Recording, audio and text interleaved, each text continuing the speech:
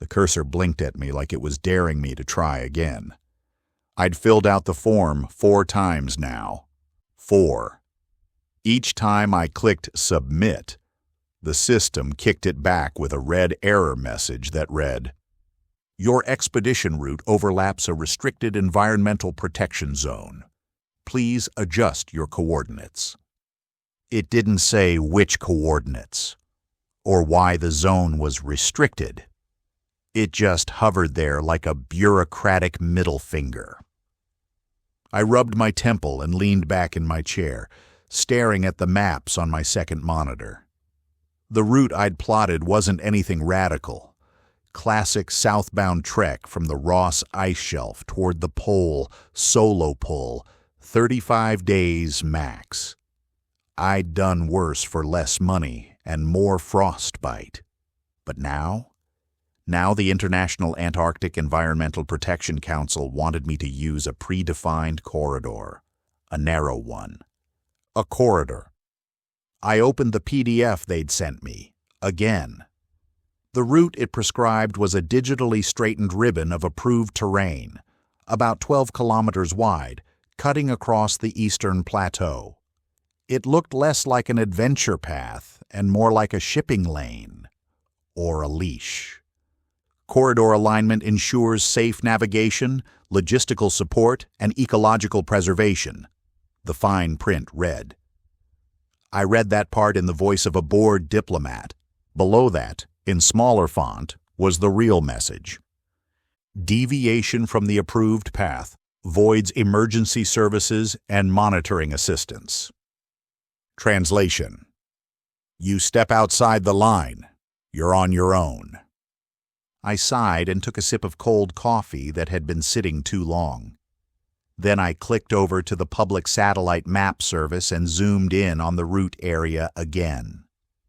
Sure enough, I could see faint differences, like the surface brightness had been tampered with.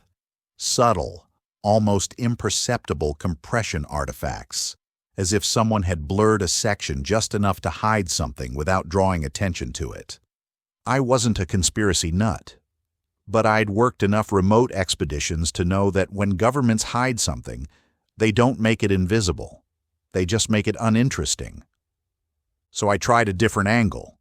I tweaked the route west by 15 kilometers, still within safe zones. No significant terrain challenges. But when I punched in the new coordinates, the application window went gray. A new pop-up appeared. Error, invalid routing. Terrain classification unavailable in selected region. Unavailable. In the year 2030. With orbital LiDAR, satellite heat mapping, and 50 years of Google Earth behind us. Unavailable. I cracked my knuckles and pulled up my offline archive of pre-2025 Antarctic surveys, back before the UN had absorbed most of the individual national research programs. The older maps still had topographic fidelity, ice flows, crevasse fields, katabatic wind zones, density gradients. I ran a side-by-side comparison. Old map, subtle ridge lines, a dry snow basin, and a broad flat shelf. New map, uniform topography, white on white, zero detail, as if someone had photoshopped over the land with a paint bucket tool. That's when I said it out loud. "What the hell are you hiding?" There was no answer, of course. Just the hum of my apartment in Buenos Aires and the ticking of the wall clock behind me. 3:12 a.m. I hadn't slept. I couldn't. Something in my gut was telling me this was no longer just about writing another book. I clicked back to the application portal. The error still stared at me like a dare. I opened a fresh application, and this time I didn't plot a path. I selected their corridor. The form processed instantly. Approved. Just like that. I stared at the green check mark on my screen. Then I leaned back, exhaled through my nose, and said what I'd been trying not to think all night. This isn't about the ice. The approval page stayed on the screen like it was proud of itself. I let it hang there a moment longer, before pulling up my folders and dragging the corridor overlay into my working map file. Then I began building the route again, this time strictly within their little green belt. It was easy, too easy. Each time I clicked a coordinate marker, the system auto-snapped it to the center line of the corridor. It corrected me like I was a child miscoloring a shape, my planned detour to skirt a known crevasse field. Erased. My zigzag to hit an old weather station. Flattened. Every deviation smoothed into compliance. The final path looked surgical, like it had been pre-written for me. 68 steps. Exact daily distance allocations. Scheduled supply caches. It didn't feel like a solo expedition. It felt like I'd been given a tour route. I switched screens and pulled up ICESATCOM, the satellite observation network for polar regions. I used it regularly: high-res surface photography, temperature overlays, snowpack thickness. It was slow, government-run, but reliable. Or it used to be. The first square I clicked gave me a server delay, then a gray patch. I zoomed out. 3 adjacent sectors were marked. Imagery unavailable. Calibration in progress. That was new. I tried another tool, PolRad View, a private satellite photography archive. Same thing. Not broken, not offline, just blank. A message in light gray font slid across the top. High-latitude imaging suspended due to magnetic refraction error. Please check back next cycle. Magnetic refraction? What the hell did that even mean? I backed out further and scanned the southern latitudes. Sure enough, there it was, a rectangular smear of missing data. It extended across longitude 136 degrees to 160 degrees, roughly 84 degrees southward. It was a chunk of land the size of a small country. Scrubbed, but not gone, just not shown. And the best part? That same chunk was exactly where the corridor refused to let me go. I leaned forward, traced the edge of the restricted zone with my finger. The border was too straight. No natural topographic division, no glacial cliff, no dangerous terrain markers. Just a clean horizontal line, like someone had taken a ruler to the planet. It felt manufactured. After a few seconds of just staring at it, I pulled up my phone and scrolled to a contact I hadn't called in almost 6 months. Gilbert Harrow. He picked up after the second ring, half asleep, but unmistakably him. "Victor," he said, with exaggerated theatricality. "What a delightful disturbance. Gil, I need you to look at something for me." "Of course you do. It's 2 a.m. That's when all the best lies wake up." I smiled in spite of myself. "Satellite maps," I said. "Southern Plateau. Something's off. Badly off." "Ooh," he said. I could hear rustling, the telltale clatter of an ancient keyboard coming to life. "Are we talking glitch, misalignment, or outright digital censorship?" "Start with glitch," I said, "but get ready to move the needle." He laughed. "Just send it." I did. 2 screenshots. My locked corridor map and the satellite blind zone overlay. He went quiet for 30 seconds. Then, "Oh, Vic." "What?" "Do you know what that shape is?"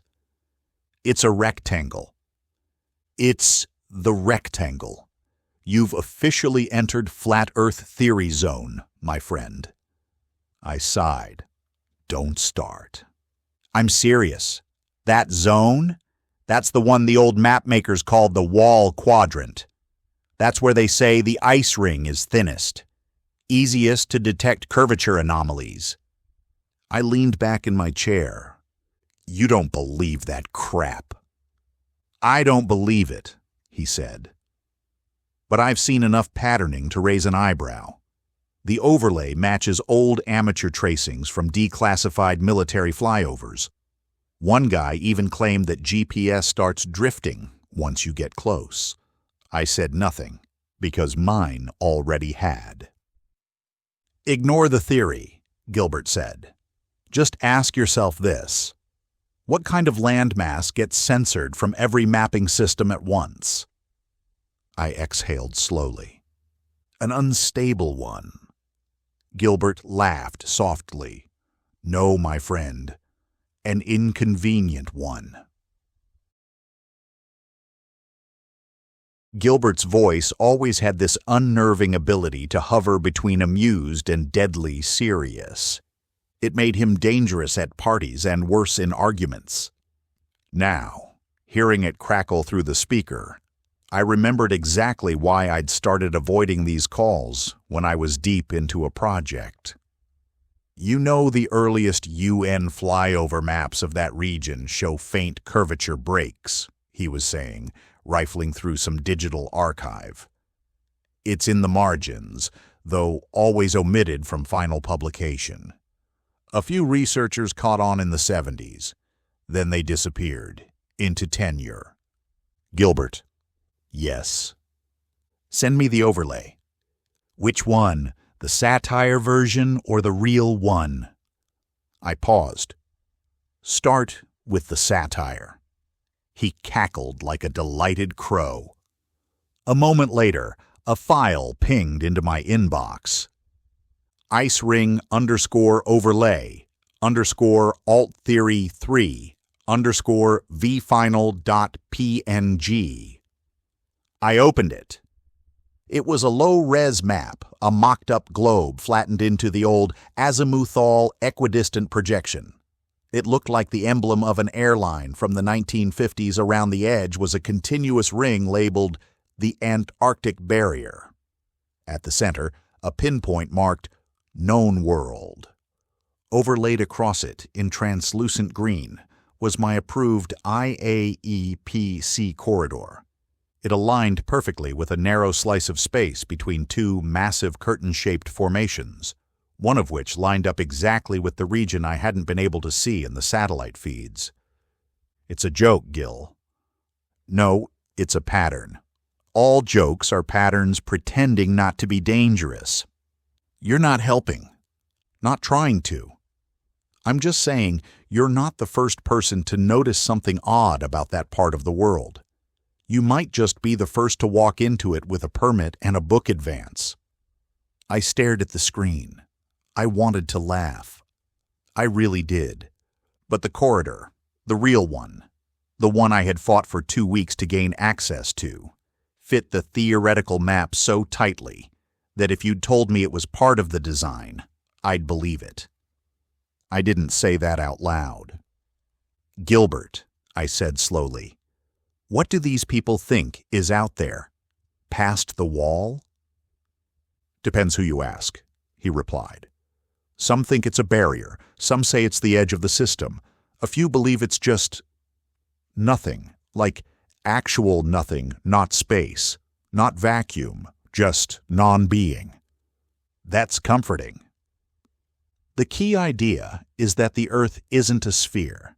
It's more like a table. The Antarctic ring is the edge, and it's covered by a wall of ice, probably artificial. They say you can't climb it because it goes on forever. And if you could, you'd find out what we're really living on. And what would that be? I asked. His voice dropped into a rare seriousness. A construct, a trap, a stage. Pick your poison. I exhaled. All right. I'm hanging up now. I figured. Thanks for the laugh.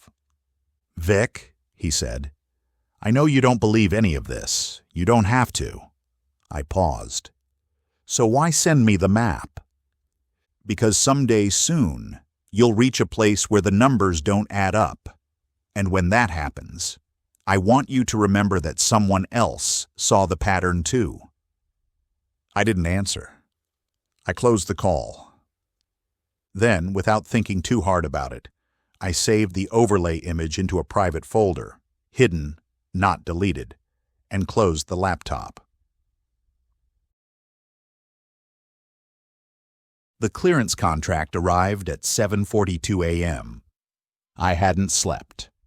Just kept pacing around my apartment with Gilbert's voice echoing in my skull, and that damned overlay burned into my retinas. The email came from an encrypted IAEPC sender address, cold and unmarked except for a simple subject line. Final Corridor Authorization. Exped. Refend 2030-VR-223. I opened the attachment. It was 8 pages long and dense with legal phrasing, environmental terms, liability waivers, weather contingencies, evacuation protocols. Buried on page 3 was the real lock. Deviation from authorized route beyond plus or minus 2 kilometers. Triggers automatic forfeiture of support services, satellite tracking, and comms relay assistance entering zones designated Red Class. Constitutes willful breach of protocol and may result in international sanction. In bold and centered. Breach of protocol. Sanction. No mention of what Red Class even meant. No definition. No map. Just the label. Like I was supposed to know. I pulled up the coordinates from the corridor file and cross-checked them manually against archived satellite terrain logs from 10 years ago. On the surface, everything looked innocuous, just empty ice, flat, cold, featureless. But as I zoomed in, I caught something strange at the very southern extent of the corridor, a sharp contour shadow on an old elevation pass. It didn't match the surrounding terrain. It looked like a sheer rise. Linear. Too linear. I tried checking it against newer overlays, but in the updated terrain data, that part of the map was whitewashed. No shadow, no rise, no feature, just gone. They hadn't erased it. They'd averaged it out, made it unnoticeable. I leaned back, staring at the forms. They were daring me to color outside the lines. And they knew that if I did, I'd be alone. No rescue, no explanation. Just me, and whatever I found. I looked down at the final checkbox on the form. I, the undersigned, confirmed that I understand the conditions of my route and will adhere to the corridor in full. I hovered over the box for a long time. Then I clicked it. I typed my full name, digitally signed, and hit Submit. Approved. Again. But this time I didn't close the file. Instead, I opened a separate window and began setting up my backups. First, a cloned hard drive containing all my map data, including the satellite overlays and the Gilbert file. Second, a small encrypted cache set to transmit to my personal server if I missed 2 satellite check-ins in a row. Third, a burner GPS module, not officially permitted. I soldered it to a custom mount so it could record my actual coordinates, not the approved ones. I didn't plan to break the rules, but I wanted to be ready if the rules didn't make sense once I was out there. And the truth was, they already didn't. The briefing started with a smile. "Good afternoon, Mr. Rupert. My name is Leah. I'll be your pre-expedition compliance liaison for IAEPC and UNAOC Joint Protocol." She had the voice of someone who had explained this exact thing 100 times, probably in the same tone, probably to people less interested in hearing the gaps between her sentences. Her face hovered in the corner of my screen. Sharp blouse, gray background, no visible identifiers. Could have been anywhere. Could have been nowhere. "Let's begin by reviewing your equipment compliance," she said. "Your loadout has been submitted and reviewed. A few items require substitution." I raised an eyebrow. "Such as?" "The GPS rig you listed, Model Ares 6T, is not currently authorized for field navigation within Red South corridors." "Because?" She tilted her head slightly. "Due to incompatibility with encrypted satellite timing bands in certain latitudes." "Incompatibility," I repeated. "You mean it shows the wrong coordinates?" "It's prone to drift. That's what they said about compasses in the Bermuda Triangle." Her smile thinned, but didn't vanish. "We'll provide you with an alternate device. It's preloaded with your corridor path. Navigation markers are hard-coded. It ensures route compliance and simplifies support response." "Fail-safes," I said. "Precisely." She clicked something off-screen, and a new document populated in my inbox. Corridor Route Visual, 2030-VR-223. Issued for Navigation Unit. It was the same route I'd already traced, but now with thick green lines labeled Priority Vector. Do not deviate. Below that, a note. Deviation exceeding 2.0 kilometers disables automated beacon tracking and disables return guidance. Resumption of support requires return to corridor interior. They weren't just monitoring, they were building in consequences. I nodded slowly. "Understood," I said. "So if my tent blows off course in a storm and I drift 2 clicks west, I'm invisible." "You are autonomous," she replied smoothly, "as per your own request." So it was my fault now. She continued, "Please also note that due to polar atmospheric refraction, some satellite-based instruments may experience temporary instability south of 85 degrees latitude. This is expected and not indicative of device failure." "Right. Because the air bends data." She didn't blink. "Very slightly, yes." It was a script. She was good at it. Too good. The kind of good that only comes from saying something you're not supposed to explain. Like a flight attendant calmly describing how the oxygen masks work while the wing's on fire. We moved to weather protocols. Storm tracking. Communication intervals. Nothing new, all delivered with serene detachment.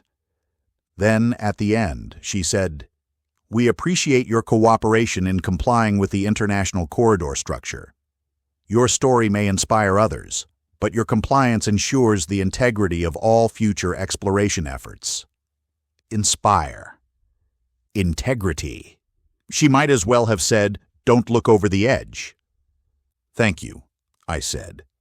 I meant it in the least sincere way I could manage. We ended the call. The window closed. The silence in my apartment came back like a thick blanket.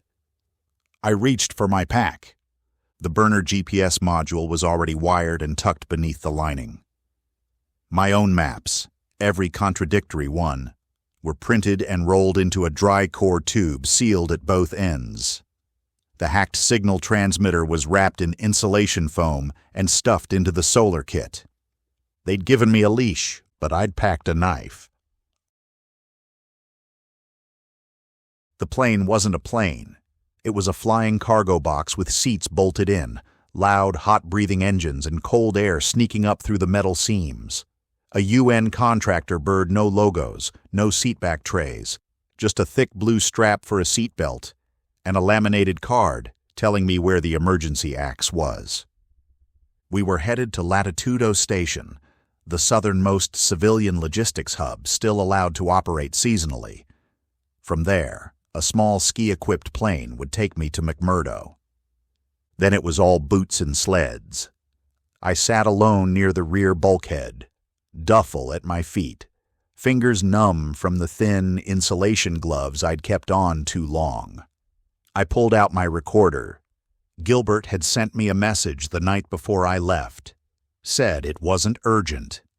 Just a little ritual. The file was titled, "For When It Gets Quiet, .wav." I pressed play. The noise of the engine dulled it, but I could still hear his voice, that strange, endearing half-smirk he always spoke in, like he was in on something and waiting to see if you'd catch up. If you're hearing this, you're in the sky, about to land in a place where the sky starts lying to you. I glanced out the porthole. Clouds like endless cotton rolls, perfectly level. The horizon looked too clean, like someone had wiped it down with glass cleaner. Remember that compasses don't care about borders, but satellites do. If your signal drops, it's not the weather. It's the silence closing in.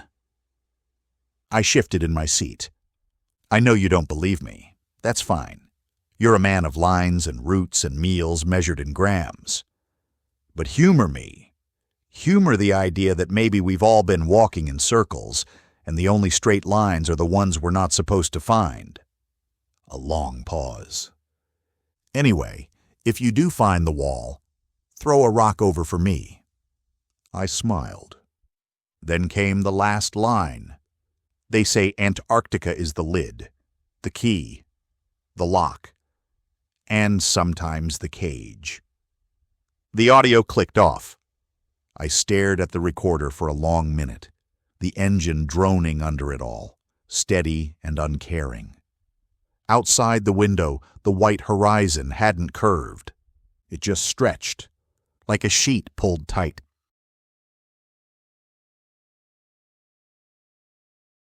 The cold didn't hit me when I stepped off the plane. It waited. It waited until the cargo door cranked open and the metal ramp extended onto the hard-packed snow, until the engine noise softened to a mechanical hum, until I set both boots down on the ground and inhaled through my nose. Then it came. A needle-sharp, scentless chill that knifed between the seams of my thermal mask and tightened my lungs like a vice. Antarctica. Again. But not like before. McMurdo Station rose from the ice in low, angular sections of steel and composite, scattered like a prefabricated colony outpost dropped onto the moon functional. No charm, no rusting barrels, no laughing voices spilling out of open supply sheds. Just sealed windows and snow-packed silence. A squat figure in a white jacket waved me forward from the tarmac, toward a checkpoint canopy half buried in drifting snow. No greetings, no jokes, just procedure. Inside, the intake room smelled like plastic and ozone. Pale blue lighting, a fingerprint scanner, a paper-thin form with my name already printed at the top. No one told me to remove my hood. I just did it, instinctively, like at a border crossing. A uniformed woman with close-cropped hair and an ID badge reading Station Operations, Cord. Liaison pressed a tablet into my hand. Please confirm itinerary and corridor compliance. Gear manifest will be verified against stored shipment manifest. Her tone was memorized. Not cold, not hostile, just empty. I scanned the form. Everything was already filled in. My route corridor, pre-authorized days, estimated calorie burn, average projected wind resistance, departure coordinates, even the weight of my sled. I signed. She handed me a slim plastic tag with a number and color code on it. 05-green. Track this, she said. It's linked to your support cache and route tracking.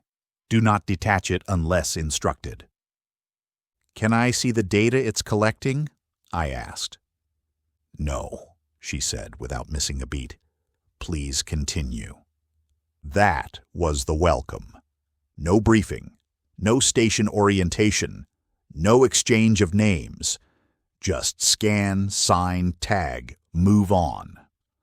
I exited through the opposite door into the main compound walkway, dragging my duffel behind me. The sky was steel white, sun too bright, no shadows, just the low throb of a windless silence. It wasn't that McMurdo was unfriendly. It was that McMurdo didn't want to be seen. Her office was warm, too warm almost, and the walls were too clean, not a single map. No expedition photos, just a black flat screen mounted above a whiteboard that had nothing written on it. No clutter, no paperweights, not even a mug. I wasn't sure anyone actually worked in here, or if it had been staged like a model home. Dr. Maren Kessler stood when I entered, and that alone made her feel slightly human.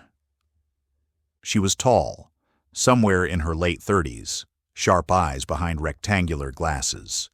Her jacket bore a pale blue IAEPC insignia stitched over the left breast, no name tag. Mr. Rupert, she said with a nod. I'm Dr. Kessler. I'll be coordinating your field clearance from station side. She gestured toward the chair opposite her desk. I sat. She did not. She picked up a thin plastic folder and opened it. It was translucent. Inside was a map I'd already memorized. My corridor. We've confirmed all shipments of your field gear arrived in full. You'll be allowed to prep in the eastern cargo bay after lunch. Please follow the marked lanes. Avoid the western sector. Support drills are being conducted. Support drills, I repeated. Yes, with the contractor patrols. She turned a page, still hadn't looked at me directly. I'm required to remind you that per treaty guidelines, all unassisted exploration within protected quadrants must adhere strictly to corridor limitations. Any deviation voids support, disables tracking. I know, I said. I've read the warnings. She paused, as if deciding whether to comment. Then, I assume you're aware of how few civilian expeditions we approve now. That's what I've heard, I said, from several annoyed publishing agents. Another pause. You were approved unusually quickly. That got my attention. I submitted everything through the standard portal. She nodded. Still, someone expedited it. Someone from here? I wouldn't know. For a brief second, her eyes met mine. Then they dropped back to the folder. There's a comms check scheduled for tomorrow morning. You'll launch at 0800 hours, weather permitting. We've loaded your first 3 days of meals and hydration into the sled. The rest is arranged along your path in caches, flagged and encrypted to your tracker tag. Any alteration to that route may affect your resupply viability. I'll keep it straight. You'll need to. Her voice didn't carry any threat, but it was the first thing she'd said that felt real. I leaned slightly forward. Do you know what's out past the corridor edge? She looked at me, this time longer. And then she said softly, I know what we're told. It hung there. No follow-up. Just that. I left her office 10 minutes later with a new folder in my hand and a gnawing certainty that she'd just given me the most honest answer I was going to get. The eastern cargo bay smelled like acetone, melted snow, and old rubber, same as every staging hangar I'd ever worked in, but this one was too quiet. No humming radios, no bad jokes, no one swearing at their frozen zippers or arguing about snow tires. Just 4 sleds lined up along the back wall, a forklift idling silently in the corner, and a few workers in white jumpsuits moving in practiced silence, like ghosts assembling museum exhibits. My gear was stacked neatly near bay door 3. 2 crates, my sled wrapped in insulated tarp, and a black dry bag marked with my expedition ID. I signed for it using the stylus taped to the wall. No one acknowledged me. That's when I noticed the drones. Not up close, never up close, but out past the hangar windows, skimming the white horizon in lazy, deliberate loops. Mid-sized surveillance models with low engine signatures and stabilized flight fins, UN blue, barely visible against the sky, unless you knew what to look for. They made wide arcs, staying just far enough to feel abstract, not threatening, just observing. I started unpacking my sled. The bindings were factory tight. My traction kit had been freshly bolted to the runners.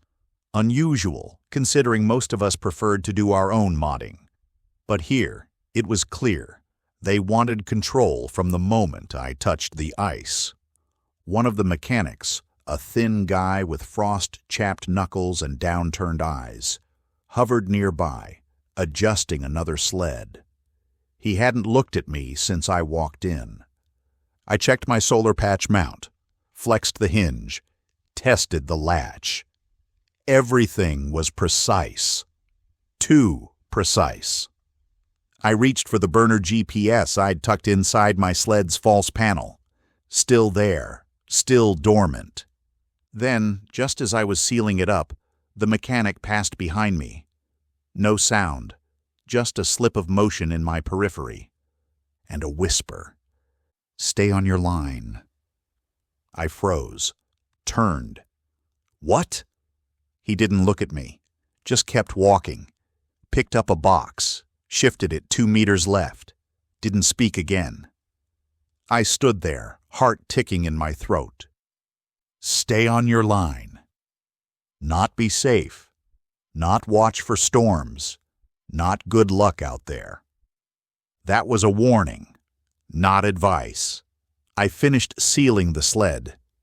My fingers were stiff, not from cold, from the way the silence in this place had started to feel intentional. Outside the bay, another drone passed overhead. No sound, no signal. Just a shimmer against the white sky. Watching everything. I was called to Security Sector 2 an hour before dusk. Not that dusk meant anything down here. The light just dulled slightly, the shadows never quite knowing where to fall. It felt like standing inside a pale thought that hadn't finished forming.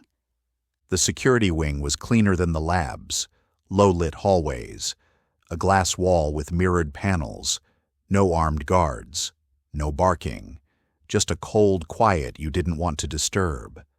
A man was waiting in a room marked Briefing D. He stood as I entered, tall, close-shaved head. Not military, not exactly, but shaped by it.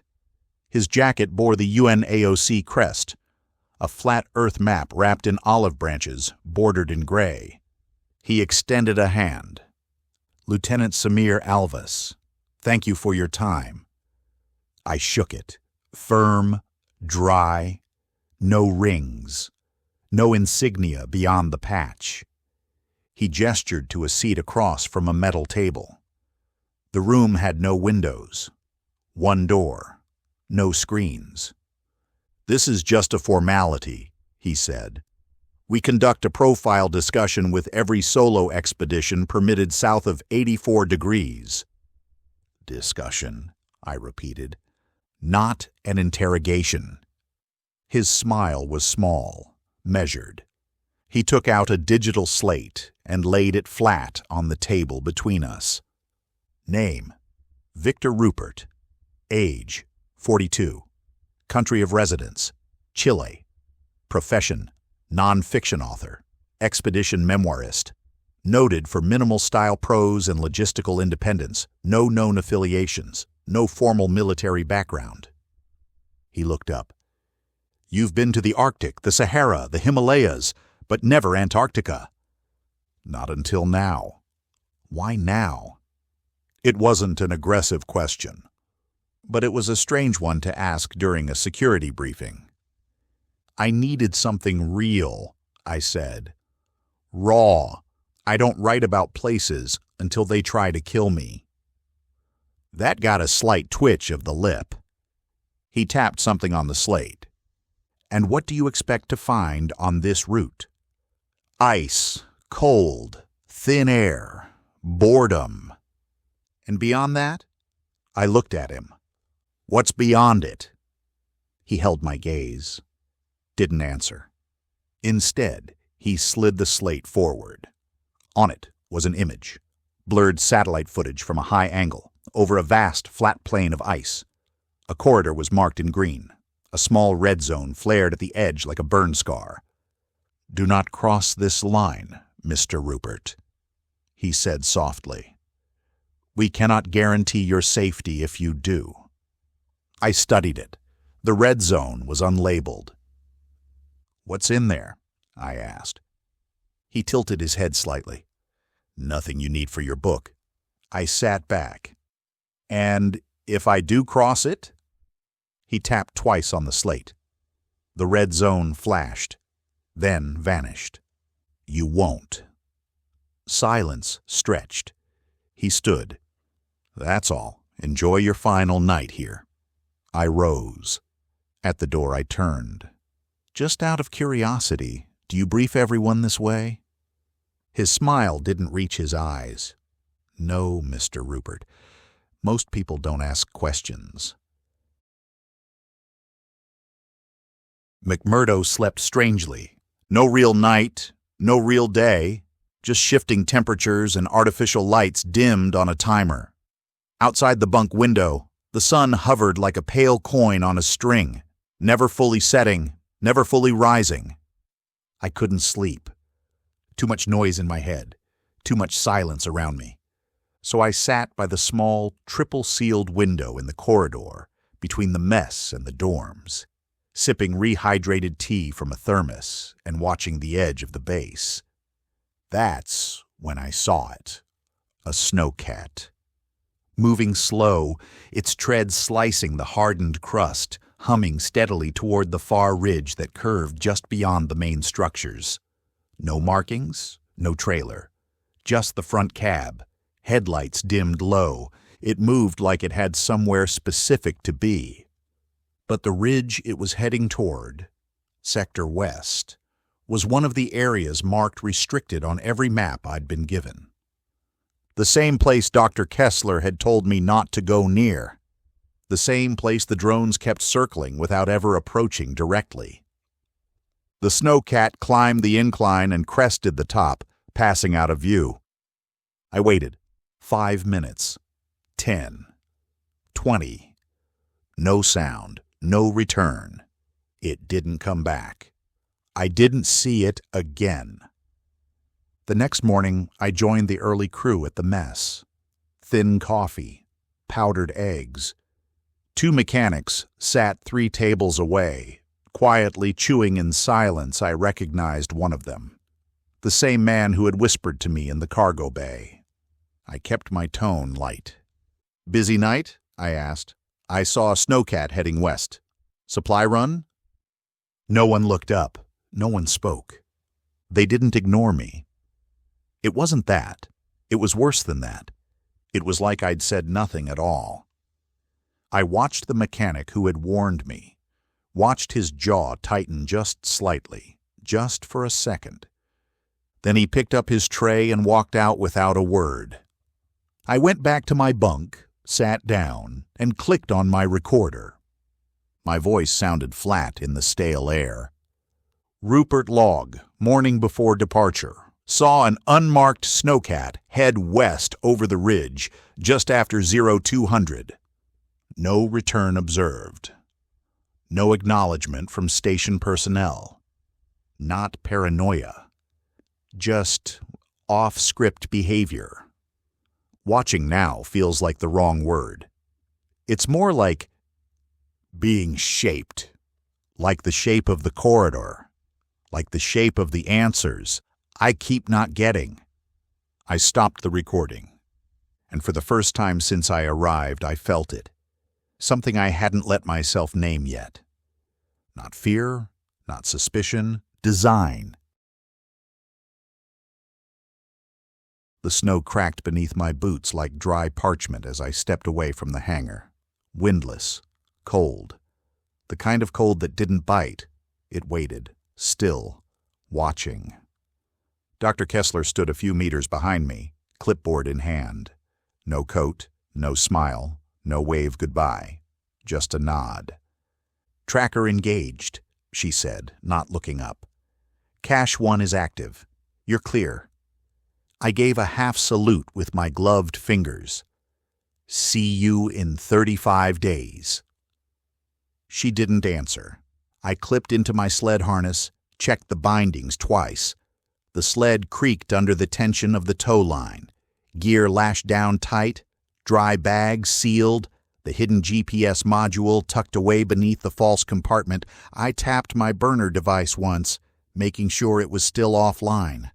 I wouldn't activate it until I needed to. If I needed to. The corridor lay ahead, a straight green scar across the blankest landscape on Earth. I took my first step. The crunch of ice underfoot echoed through the mask. Every step after that became its own rhythm. Breathe, pull, plant, glide, repeat. By the time McMurdo shrank to a dot behind me, I felt a lightness return. Not joy exactly, but a loosening of the wires around my brain. It was just me now. Me and the sled. Me and the line. For a while it felt clean. Then I noticed the silence wasn't empty. It followed me. A kind of presence. Like walking through a hallway you thought was vacant, until you catch your reflection in a mirror you didn't know was there. I didn't stop. I didn't say anything. I just kept pulling.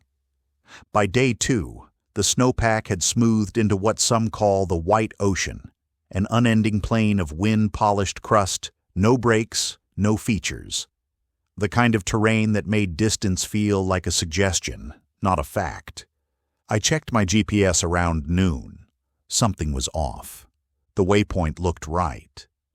My distance to Cache 1 had decreased exactly as planned, but when I looked away, walked a few minutes and checked again, it had shifted only slightly, maybe 10 meters left. Then, when I checked again, it had corrected itself. No alert, no deviation warning. Just a clean snap back onto the corridor line. I paused and pulled out my analog compass, unauthorized, but reliable. The needle quivered. Not violently. Just enough to show it was thinking. I made my next camp near a long drift ridge. I dug the tent in, anchored with snow stakes, and walked 50 meters back along my trail. Took a flag, snapped the pole in half, and stuck it in the ground. A personal marker. Not for rescue. For me. To know I'd been there. To prove it later if the line didn't match up. I logged the coordinates on my burner. Then, just before bed, I looked up at the stars and paused. At this latitude, the sky shouldn't have looked that familiar. I'd memorized charts for years, northern, equatorial, southern. Navigating by stars was a trick I didn't use often anymore, but I still knew where they were supposed to be. Now they were close, but not perfect. One cluster, Crux, was tilted 3 degrees off where it should have been. Another, closer to the horizon, looked stretched. The distortion was subtle but not atmospheric, not refractive, off. I stared for 10 minutes, teeth clenched, until the cold worked its way through the fabric around my jaw. Later, I woke at 3:20 with a strange noise in my head.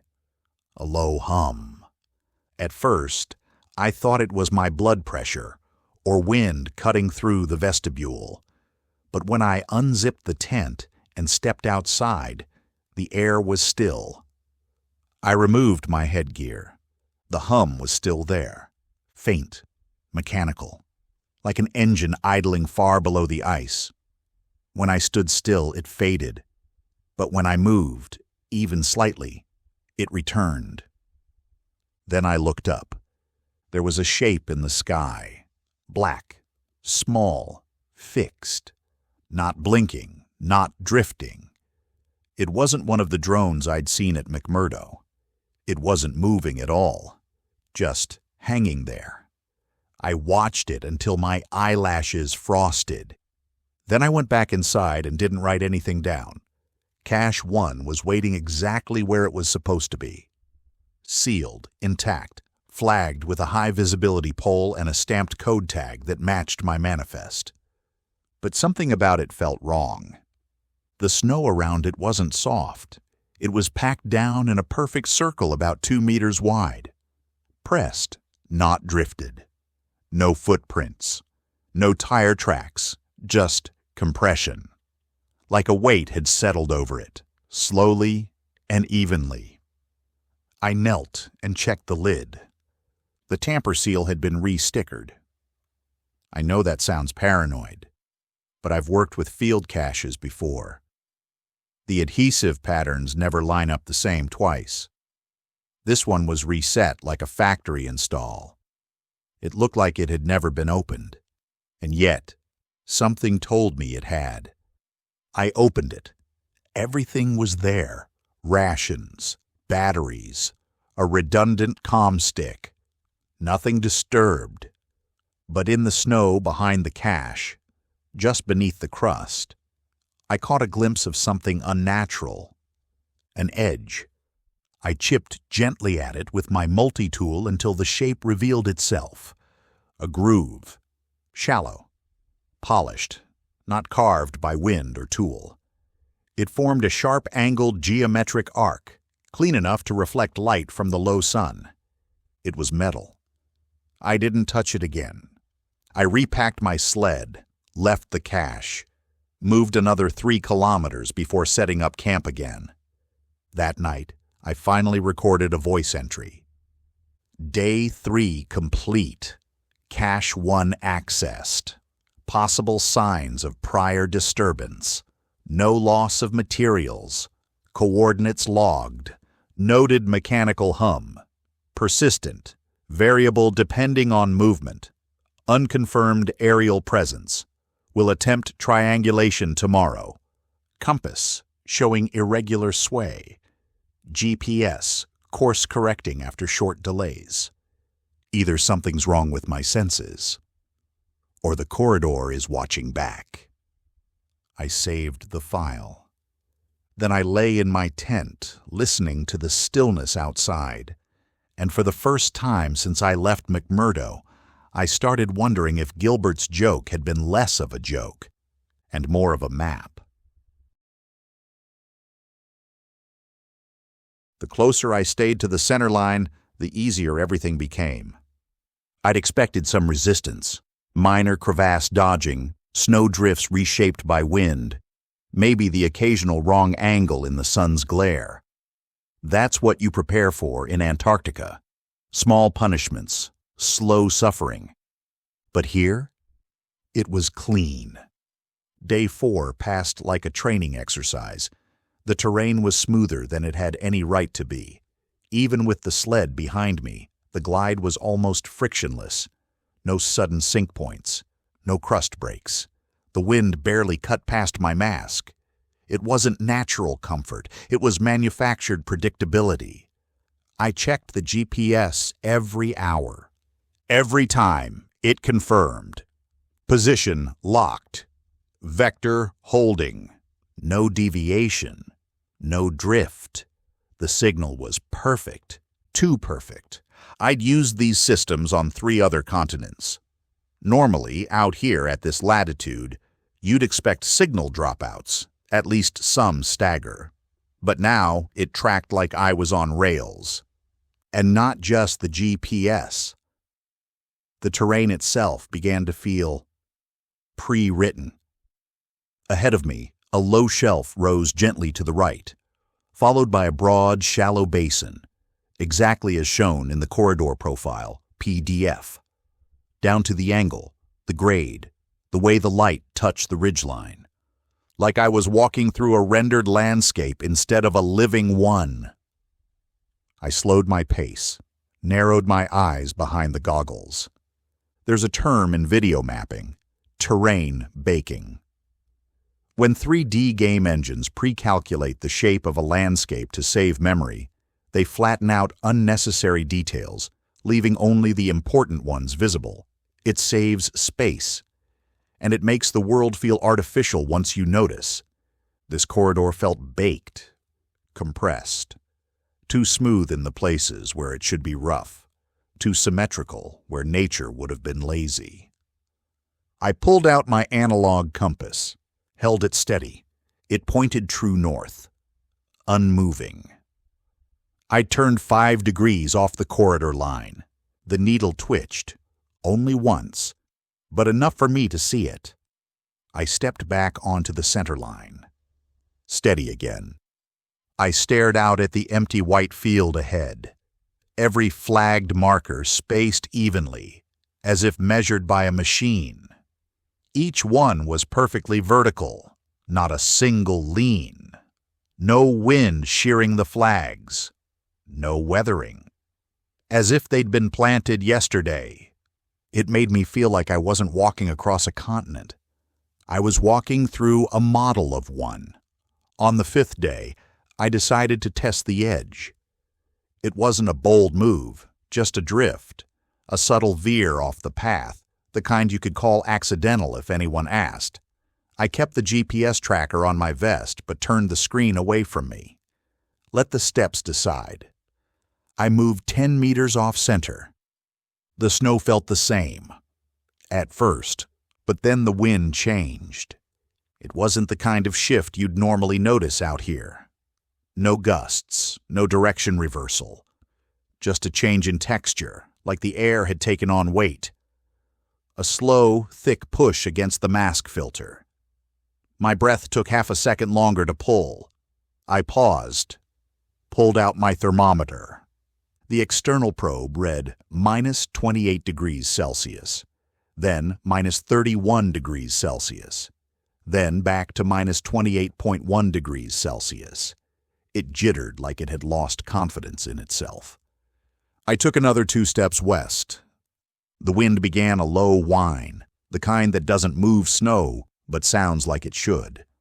My boots scuffed against a harder crust, same color, same feel, but denser. Less give. I checked the analog compass. The needle drifted 4 degrees east, then snapped back, then floated again, wobbling like a drunk trying to choose a direction. I stepped back toward the corridor. 10 meters. 5. 3. As soon as my boots touched the line again, everything stopped. The wind softened. The needle settled. The temperature dropped cleanly to minus 27.9 degrees Celsius, then held steady.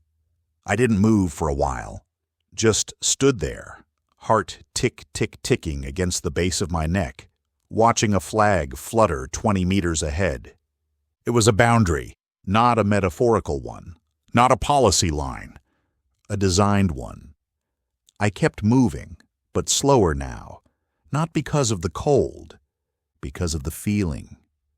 It showed up on the horizon like a mistake.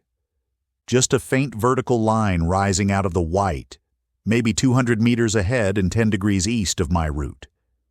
Not one of the corridor flags. Those were uniform, plastic, color-coded. This was something else. I changed course, subtly, slowly, pretending I wasn't. The snow changed slightly underfoot as I crossed out of the corridor's spine again. Softer this time. Almost damp. Not wet, but with that hollow give-way texture just before a melt layer. I made a mental note, but I kept walking. The marker was handmade. That was the first thing I saw clearly when I reached it. Rough-carved wood, not synthetic. Cracked from sun and frost, bleached almost white. A torn strip of red fabric flapped lazily from a rusted eyelet, the kind you'd expect on a decades-old tent canvas. I crouched. The wood was weathered, but still legible. Someone had carved a symbol into it. Not letters. A design.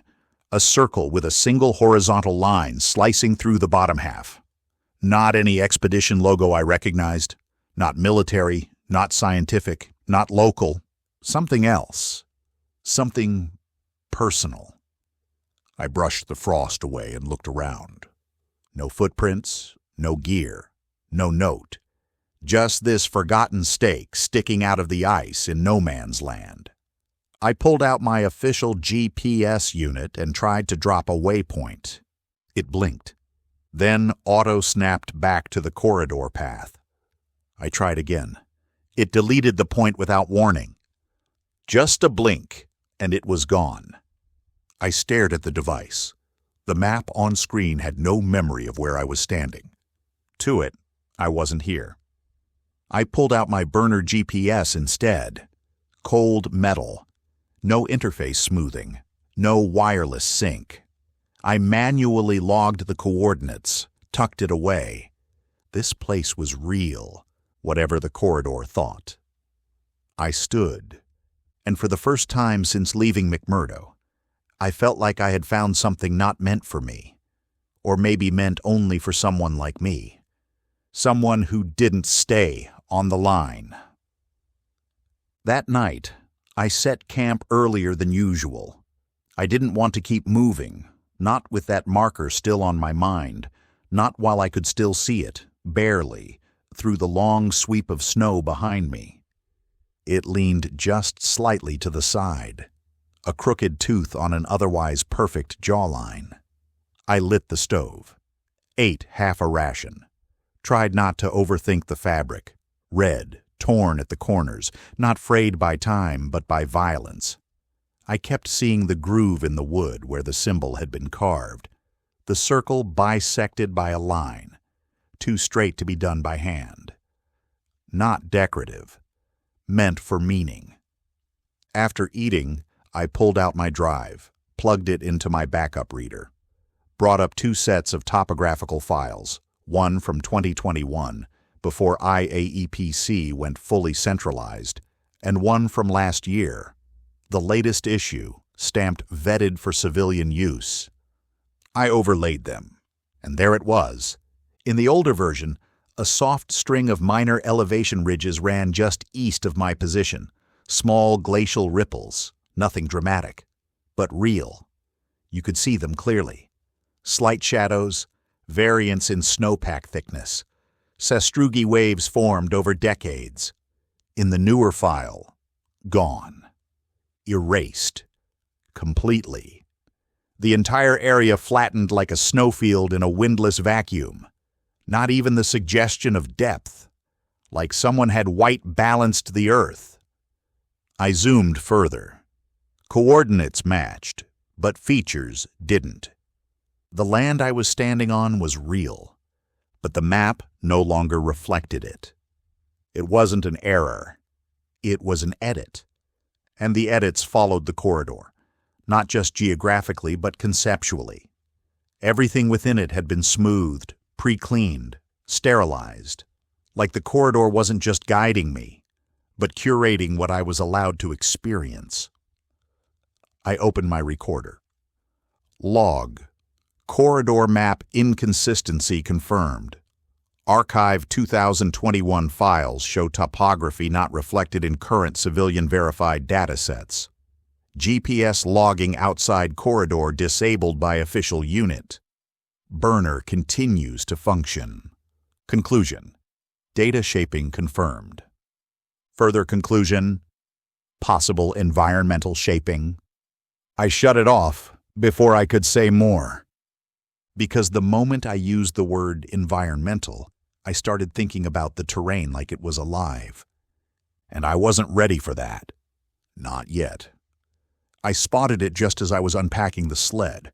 Halfway through pulling out the ground sheet, headlamp flicked low to preserve battery. A line. Not mine.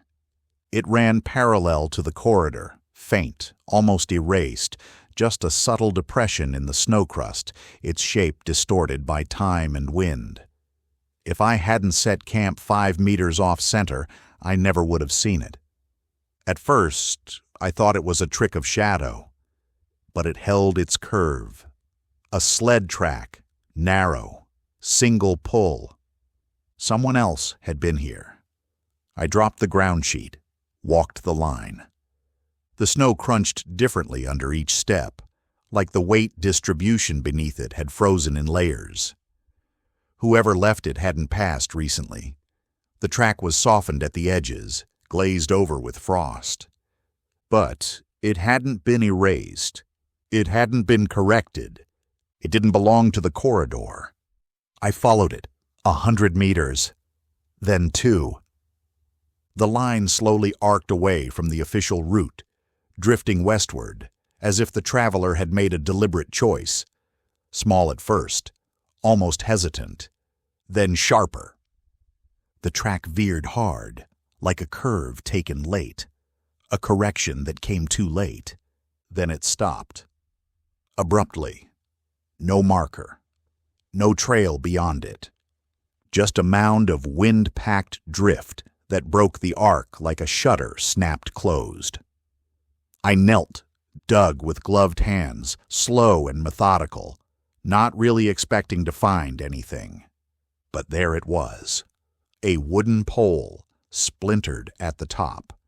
No flag, no fabric, just the torn edge of a metal staple still wedged into the grain.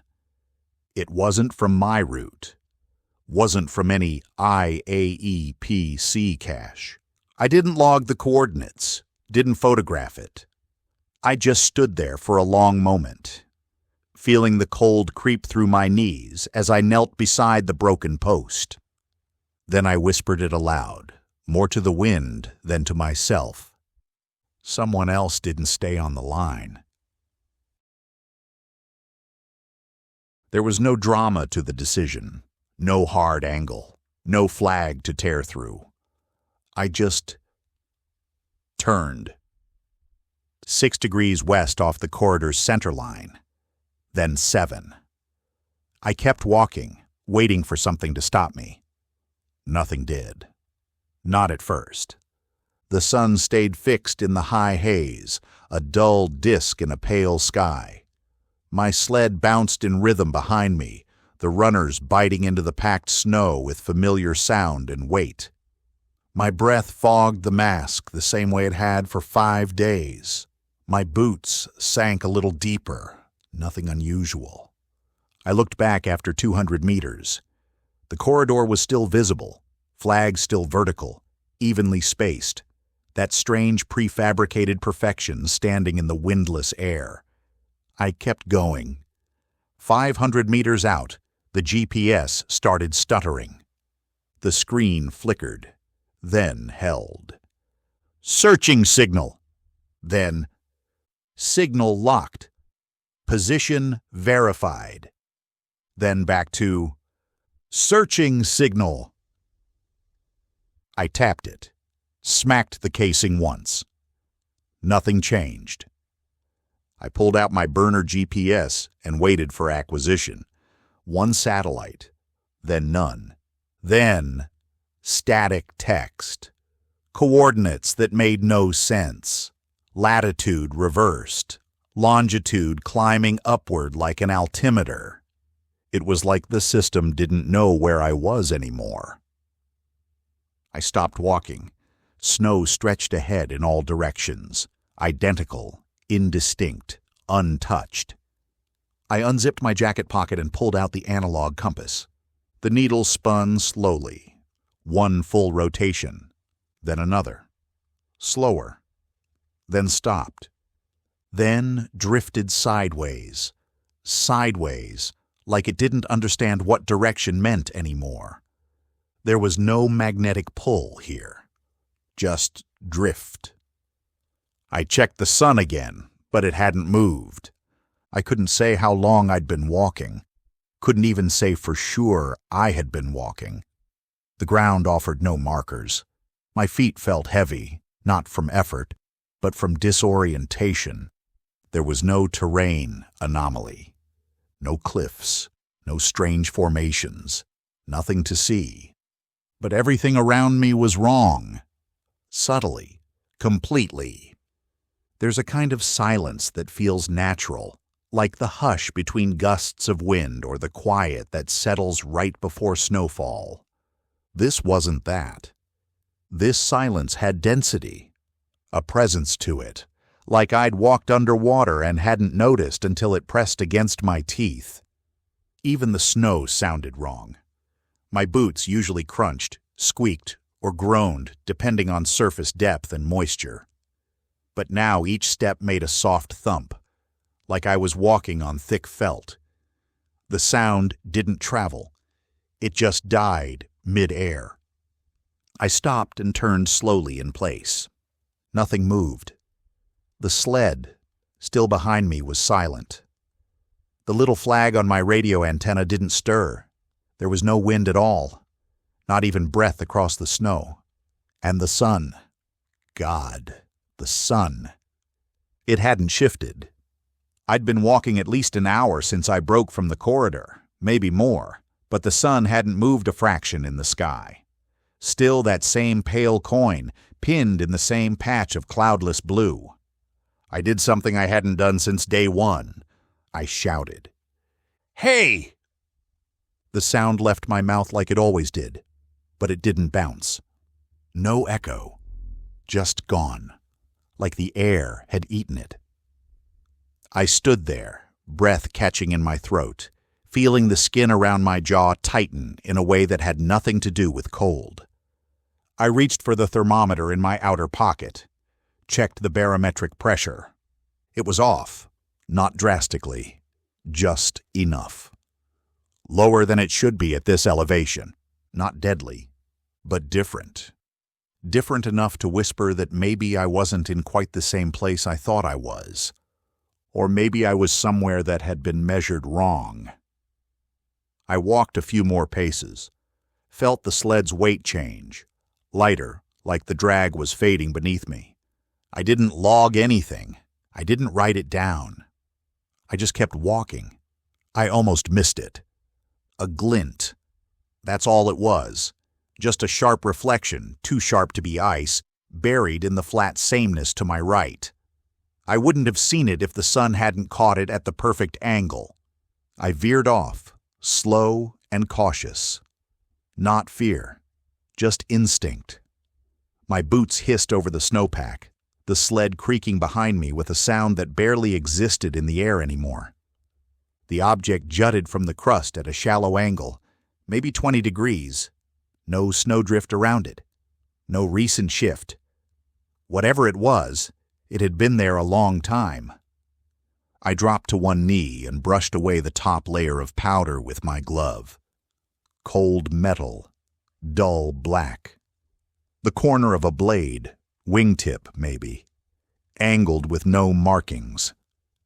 I pulled out my field shovel and started digging, careful not to strike too hard. Ice chipped away, revealing a curved panel about the size of a man's chest. The surface was intact, but weirdly smooth, not chipped like you'd expect after years of exposure, not weather-scoured. More like it had been sanded by pressure and heat. I uncovered part of a frame, bent struts, crumpled wing. The other half was still buried deep, frozen under layers of compacted snow and melt-refrozen ice. No serial numbers, no manufacturer ID, no country. Just flat, matte panels and the unmistakable shape of something unmanned. A drone. But not like any I'd seen. And I'd seen plenty, military, civilian, weather models. This was sleeker, older, and somehow wrong.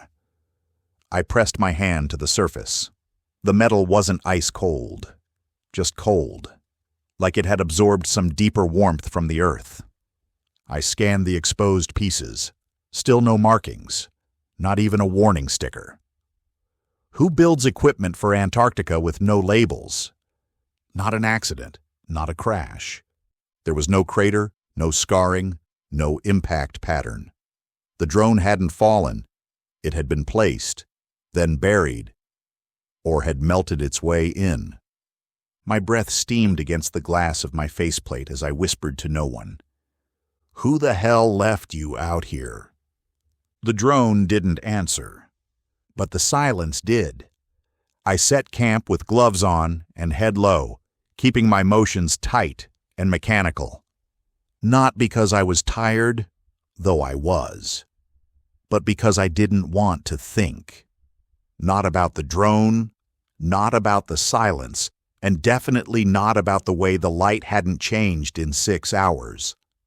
I anchored the tent to the crust, wedged the poles into their slots, sealed the entry flaps like I'd done 100 times before. The routine grounded me. Ritual had weight. Ritual meant I was still in control. Inside, I fired up the comms unit. The satellite uplink blinked red. Signal lost. Retrying. I moved the receiver. Waited. Nothing. Even the diagnostic test failed. No interference, no blockage, just nothing. Not even static. I pulled out the emergency radio, analog backup, low-frequency bands. It had one job: bounce a short-range signal in case of line failure. Mostly it picked up noise. I turned it on. At first, all I heard was silence. Then a buzz, low and steady, like a frozen engine trying to breathe. I adjusted the dial. The buzz jumped, then cut, and then I heard it. A voice, clipped, digital, not emotionless, just reduced. Return to approved vector. This is UNAOC mandate. Just once, then gone. I sat there, mouth dry, fingers frozen to the side of the receiver. I didn't move, didn't speak, didn't log anything. Because what scared me wasn't the message.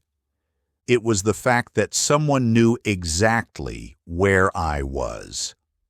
I didn't sleep. I laid in the tent for maybe an hour, maybe 3. The watch on my wrist blinked out twice. When it came back, the time had changed, forward by 8 minutes, or 12. I couldn't be sure. Eventually, I unzipped the vestibule and crawled out into the open. The air greeted me like water rising in a pool, slow and pressing. Not colder than before, just heavier, like it had accumulated too much of something I couldn't name. I sat on the sled, arms wrapped around my knees, staring out at the distance. No landmarks, no horizon line, just white folding into white. The sky hadn't changed. The sun still hung exactly where it had hours ago. It didn't burn. It didn't move. It just was. I pulled out my barometer. Pressure had dropped. Not dangerously, not enough to raise medical concern, but the number didn't make sense for the altitude. I wasn't on a slope. I wasn't near sea level. And yet, the needle had dipped and stayed. Like the atmosphere here was thinner, or wrong. I looked back at my tracks. They were still there, but softer, blurred at the edges. The wind hadn't taken them. Something else had. I opened my notebook, stared at the blank page, wrote one sentence. This is not empty space. It is controlled emptiness. I closed it. Pulled a blank stake from the sled, just one of the spares I'd carved for emergency flags. I walked 20 steps from the tent, turned slightly east, and drove it into the snow. No flag, no marker, no explanation. Just a piece of wood with nothing to declare. A point in space, claimed not for science, not for country, just for memory. I stood over it for a long time. Then I turned and walked back to the tent, the heavy air folding behind me like a curtain. There was no official cache beyond this point. Every expedition route ends somewhere. Some nice, neat final coordinate where logistics can throw up their hands and say, "Beyond here is theory." I stepped past that coordinate before noon. No alert sounded, no signal burst. The GPS had long since died, the burner now little more than a glorified stopwatch. The sled creaked behind me, lighter than it should have been. The wind had stopped completely. My scarf didn't flutter. My mask felt heavier on my face, like the air beneath it had thickened without warning. The snow began to change. I don't mean color or depth, I mean texture. It stopped behaving like snow. Each step crunched evenly, identically. The same pressure, same sink, same sound. Like walking across a patterned floor covered in powder, not a living, drifting landscape. I knelt and touched the ground. My glove pressed through the top layer, no more than 3 centimeters, before meeting resistance. Solid ice. Not uneven, not naturally compressed. Flat. I scraped with my boot heel. Under the snow was a pale sheet of ice, glass smooth, faintly reflective. My shape moved in it, slightly delayed, as if it was trying to remember what a reflection was supposed to look like. The sun above had brightened, but it still hadn't moved. No shadows stretched. No time passed in the sky. Just constant, empty light. I looked back at my tracks, expecting to see a zigzag of progress, maybe a little variation where I'd pulled to the side, stopped to drink. But no, just one clean, straight line, like I'd been towed. The sled squeaked once behind me as the ice shifted, then went still again. I turned back toward the open white, and kept walking.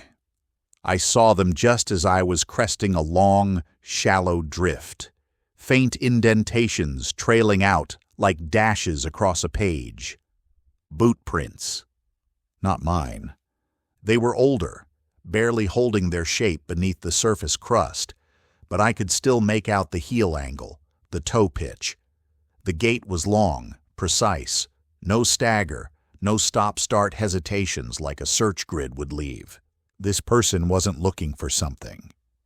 They were going to something. I knelt beside the nearest print and pressed my palm alongside it. Roughly the same foot size as mine, but deeper at the toe. Whoever they were pulling weight. A sled? I brushed snow away further along the trail and saw the telltale twin runners, parallel grooves fading into the same direction as the prints. Yes, a sled. And then I found the marker. It was off to the left of the trail, buried up to its midsection in crusted powder. Not like the corridor flags. This one was rough wood, hand-cut, split diagonally down the top like it had broken off during placement or under pressure. No colors, no tags. Just 2 intersecting slashes cut into the shaft, like a crude X laid over another, inverted one. I ran my fingers along the edges. The cuts were deep, old, but deliberate. Another symbol. Another whisper from someone else who had broken from the map. I stood up, eyes on the boot prints leading east, same direction I'd been heading, but now they felt like a tether, not a coincidence.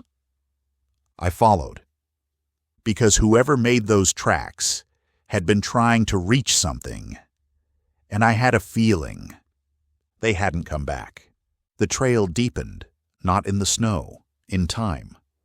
The further I followed the boot prints, the more the landscape began to loosen its grip, as if it had been holding these things back until now. Echoes started to surface. Fragments. A breadcrumb path, half swallowed by years of silence. The first was a piece of metal, thumb-sized, dull silver. I spotted it half buried under a ripple of frost. A bolt or fastener of some kind, machined but not standard. No rust. The threads were still clean, but the head had been warped, twisted, not bent, not from pressure, but from heat. 10 minutes later, a strap. Black nylon, frayed at the ends. I knelt and tugged it loose from the ice. The clasp was intact, still cinched. It had been cut, not by wear, but by a sharp, clean slice. A utility blade, maybe, or something sharper. I kept walking. The boot prints ahead were growing less clear, but they still followed the same unwavering line, always east, never doubling back. Then I found a lens. Not a full camera, just the glass, cracked at the rim, a wide-angle field piece, probably weatherproof. I brushed it off, held it up to the light. There was something faint etched into the edge in ink. 3 letters. VH. Not a model number, not a brand. Initials. Someone had labeled their gear. Field protocol. If you're not supposed to be there, you don't want what's left behind to be anonymous. I stared out at the white distance. There was no return trail. No second set of boot prints heading the other way. Whoever VH was, they came out this far with gear, a sled, and intent. And they never turned around. I ran my glove over the cracked lens once more, then slipped it into my chest pocket. Echoes don't lie. They just wait to be followed. It started as a break in the light. Just a faint shift along the horizon, so subtle I thought my goggles were fogging. I wiped them, blinked, looked again. Still there, a line. I climbed a low ridge, the kind barely noticeable unless you'd been walking a long time across absolutely nothing. Each step dragged harder now, not from exhaustion, but from the pressure. The air felt tighter, like it was trying to hold me back. The sled resisted. It tipped slightly as the ice beneath me grew even flatter, harder, more like glass than crust. Then I crested the rise, and I saw it. A faultless white edge, stretching across the entire visible world. No breaks, no dips, no curvature. Just one massive horizontal shelf, like the earth had been cut clean and something impossibly vast had been revealed beneath it. It didn't fade into the distance like a mountain range would. It didn't narrow with perspective. It remained consistent. Unreal. So geometrically perfect that my brain took a full 5 seconds to accept that I was looking at something real. It wasn't natural. Nothing about it was. I dropped to my knees. The snow didn't even puff around me. It just took my weight without a sound, without a shift. I stared at the line, my breath shallow, my eyes burning against the light. This wasn't a mirage. This was the end of something. The earth didn't curve here. It stopped. No map had prepared me for this. No satellite photo had shown it. No briefing. No corridor-approved data packet. No hushed warning from a UN liaison had come close to this reality. I felt small. Not spiritually. Not philosophically. Physically. Like I had stumbled into a part of the world not built for human proportions. I didn't speak. I didn't log. I just knelt there, breathing through the mask, the sound of it hollow and weak in my ears, while the line held its place in the sky like a scar on the world. I sat back on my heels, reached into my chest pocket, and pulled out the comm stick. It had been useless for days, but I tried anyway. Powered it on. No signal. No sync. Not even static. Just a dead screen and the illusion of hope. I shut it off. Opened the notebook instead. Real pages. Real ink. My hand shook a little as I wrote. I didn't even try to make it neat. Day unknown. Approximate distance to horizon line. 9.3 kilometers. No curvature observed. No terrain disruption. Structure or shelf continues laterally beyond visual range. All calms down. Visibility perfect. Air pressure altered. No return trail visible. This is not a perimeter. This is a boundary. This is real. I closed the book. And then I heard it. A buzz, not low and ambient like the others, but mechanical, deliberate. A live engine. I looked up. The drone approached from the east, not high, maybe 30 meters up, and not hiding. No stealth, no circling pattern. It came in slow and hovered. This one was meant to be seen. Black hull, no markings, twin rotors, long body like a wasp. It faced me directly, and though it had no camera that I could see, I knew I was being recorded, watched, not for threat, not for rescue, for acknowledgement. I stood slowly, raised one hand, palm out, steady. The drone didn't move, didn't flee, didn't warn. It simply hovered, holding position in the windless air. I lowered my hand, looked past it, toward the line. The white edge had grown sharper, clearer. There was no ambiguity left. It was straight, flat, real. Like an end cap on a world meant to appear endless. I spoke aloud. My voice barely broke the air. There is no mistake. There never was. I turned from the drone, faced the edge, and walked. The wall didn't rise. It revealed. Step by step, as I crossed the final stretch, the haze peeled back and the structure sharpened. What had seemed like a distant ledge resolved into something far stranger, a face, not a cliff, not terrain, a surface. It was easily 300 meters high, possibly more, depending on where it began. But it didn't loom like a mountain. It stood still, a monolith. The closer I got, the more I noticed the quiet changing.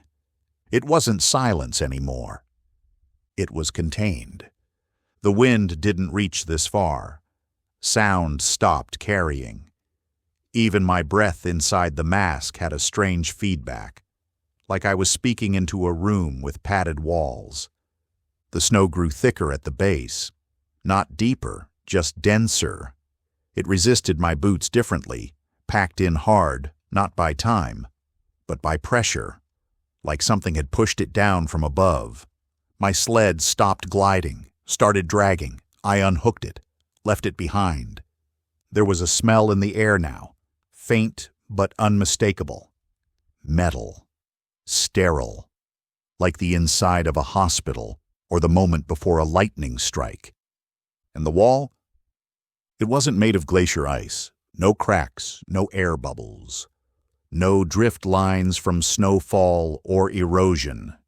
Just a smooth, pale blue vertical expanse stretching to either horizon, glowing faintly under the frozen sun. It didn't reflect light. It absorbed it. I stepped closer, breath shallow.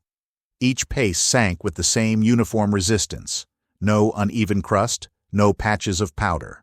Just tightly packed snow that refused to yield more than it needed to. The wall was maybe 20 meters away now. I stopped. Not because I was afraid, because it didn't feel like I had permission. That wasn't superstition. That was instinct.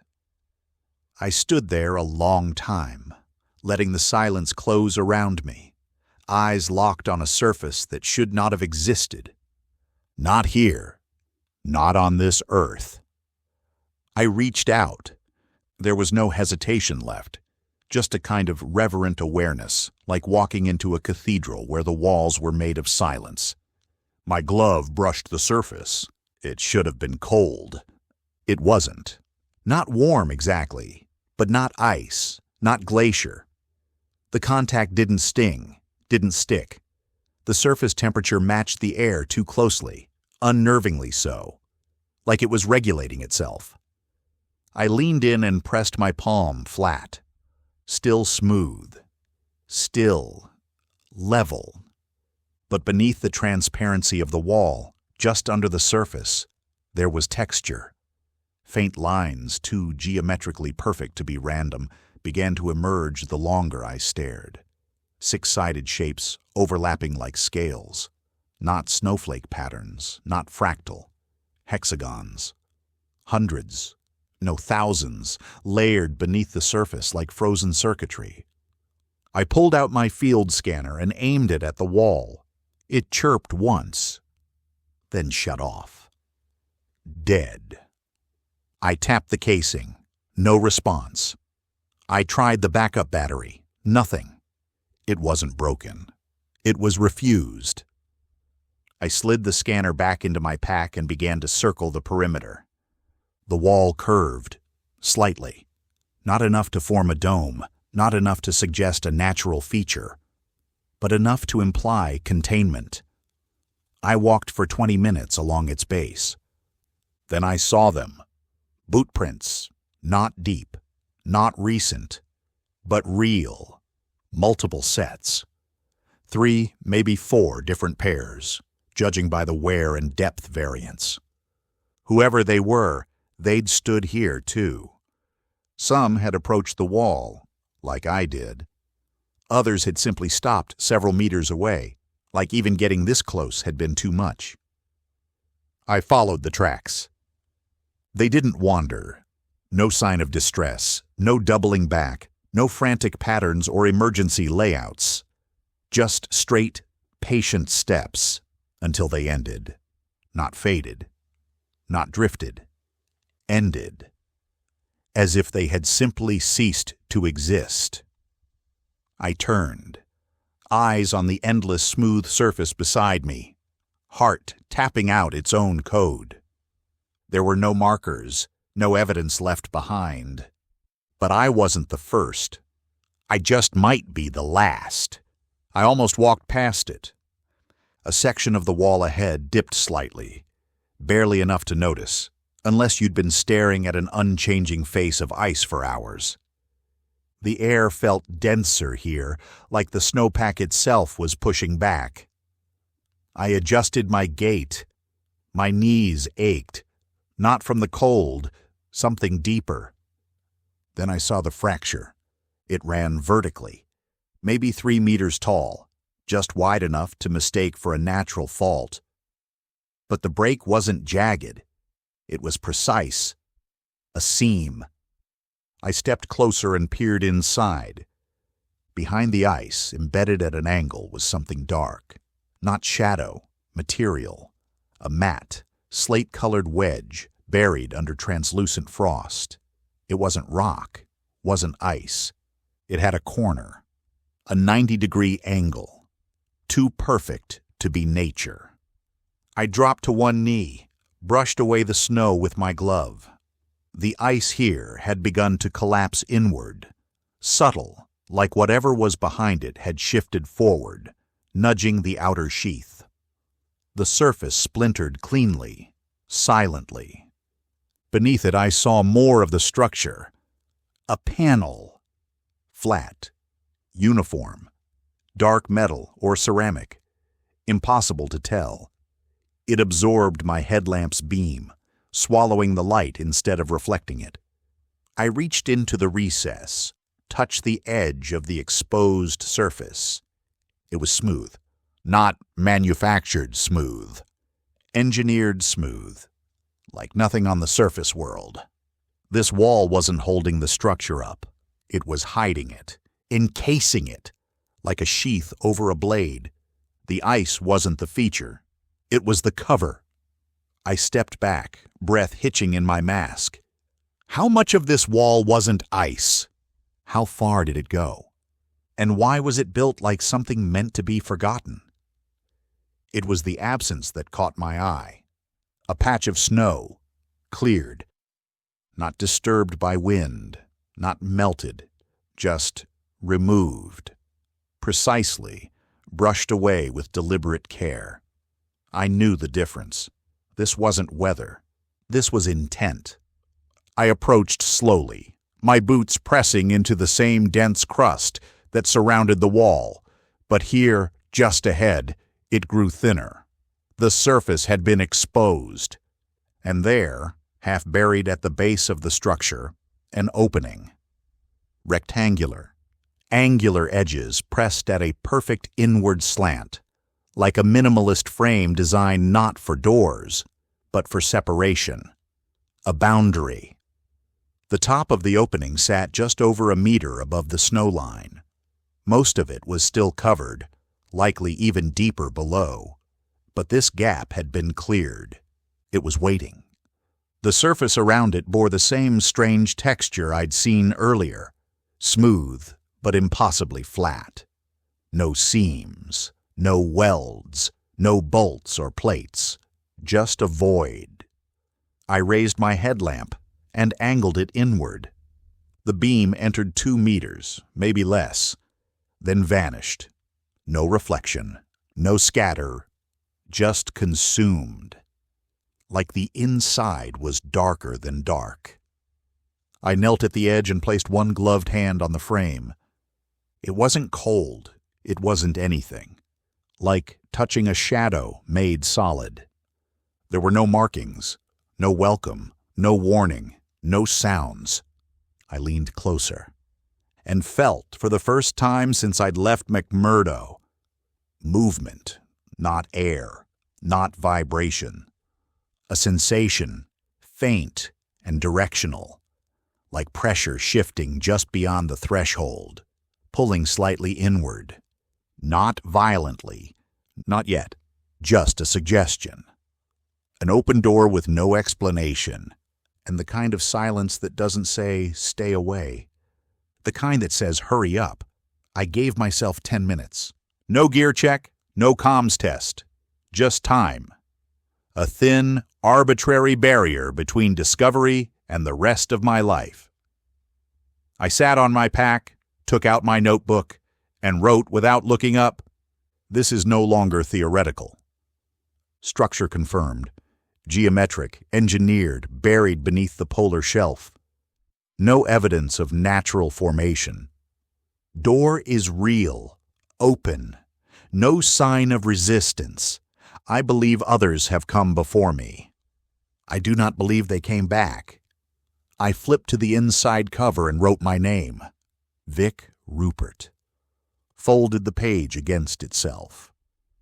I sealed the notebook inside its watertight case, clipped it shut, and looked around for a place that might hold it. The terrain offered nothing but snow, but just off to the left of the entrance, I found a small outcrop, a slab of pale stone, oddly shaped, like it had no business here. I pried it loose and wedged the case beneath. If I didn't come back, someone might, eventually, and maybe they'd know what to do with what I'd seen. I stood up, knees tight, breath measured. The wind still hadn't returned. The sky above remained a perfect, motionless white. The wall behind me was silent, seamless, ancient. I stepped up to the doorway. No sound, no warning, just that faint pull, like gravity, but personal. I placed my right hand on the frame, one deep breath through the mask. My boot crossed the threshold, and I entered the dark.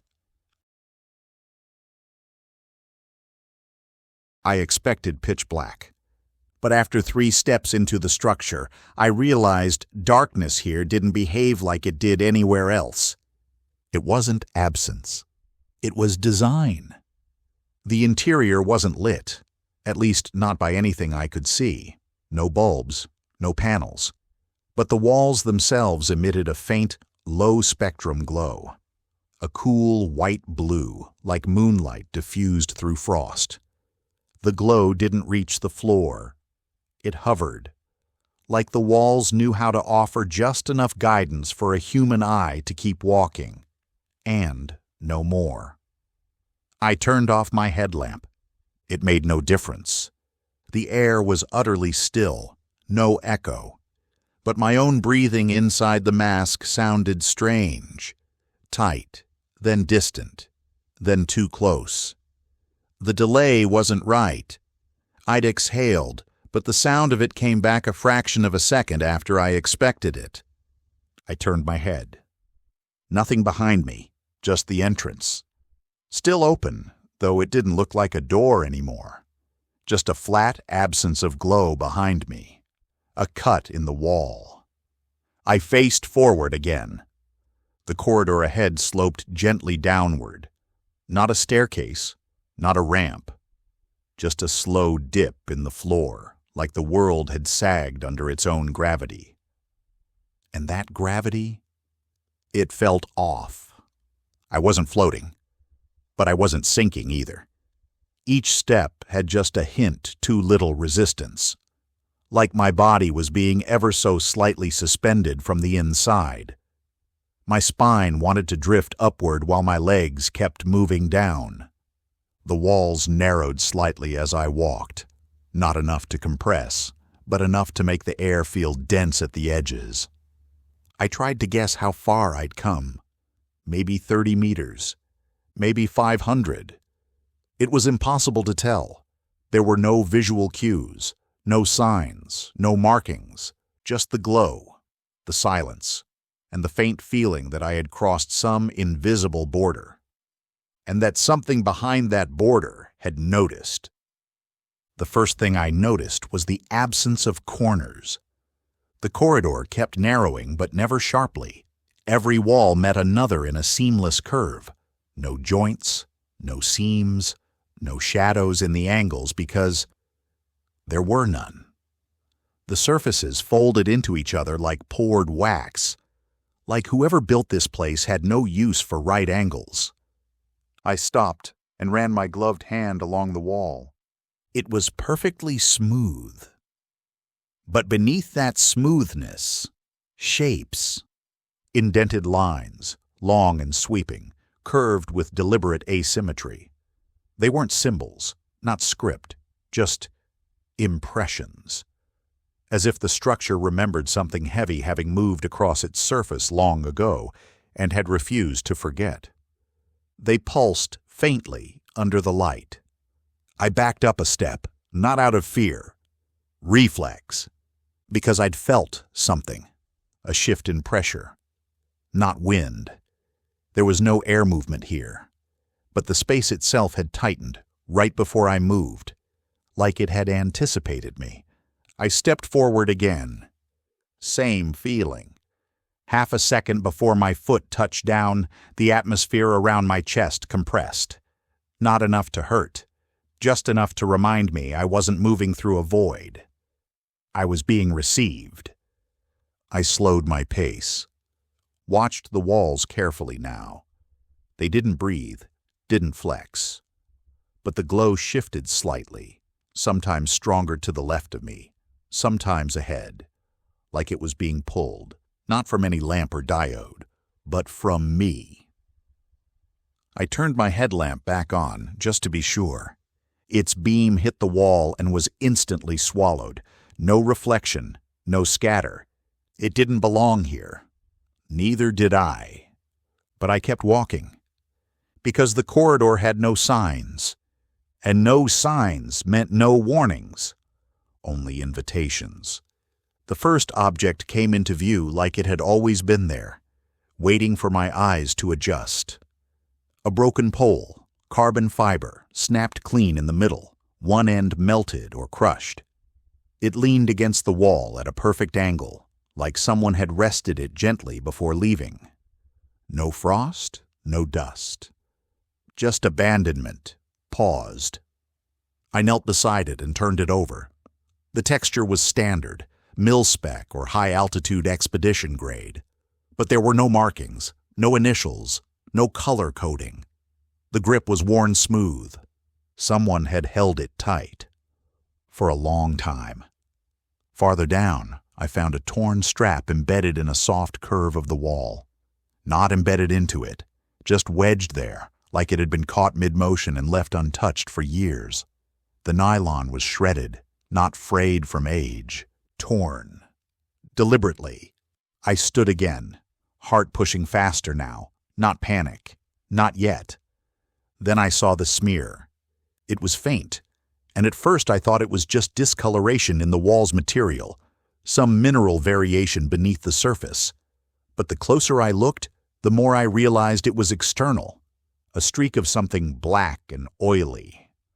Organic, maybe. Charred. It wasn't long. Maybe half a meter across, like a gloved hand had hit the wall in a final sweep. I reached for it, but stopped. Not because I was afraid to touch it, because I was afraid it might still be warm. There were no footprints. The floor was too perfect for that. No texture, no give. But someone had been here, recently enough that nothing had time to decay. And then I saw the boot. One. Standing upright near the junction of two seamless walls. It wasn't slumped. It wasn't kicked or collapsed. It had been placed. Deliberate, toes pointed forward, toward something. I walked to it, slowly. Standard issue Arctic boot, high calf, rubber and canvas blend, laces still tied. Inside, darkness. No ice, no snow, no foot. Just the empty shape of absence. It hadn't been dropped. It had been left. Facing the same direction I was headed. I stood beside it, hand resting against the wall. Whoever came before me, they didn't come back, and I was walking the same path. The sound came so slowly, I didn't realize it was sound at all. At first, I thought it was in my head, one of those inner ear pressure shifts that builds when you climb too fast or descend too far. But this didn't pass. It deepened. A low thrum. Too regular to be wind, too slow to be machinery. It didn't vibrate the floor. Not directly. It vibrated me, low enough to feel in the chest. Barely there, but present. Alive. I pulled out my compass without thinking. The needle twitched, then turned, then began to spin. Slow, deliberate, keeping rhythm with the sound.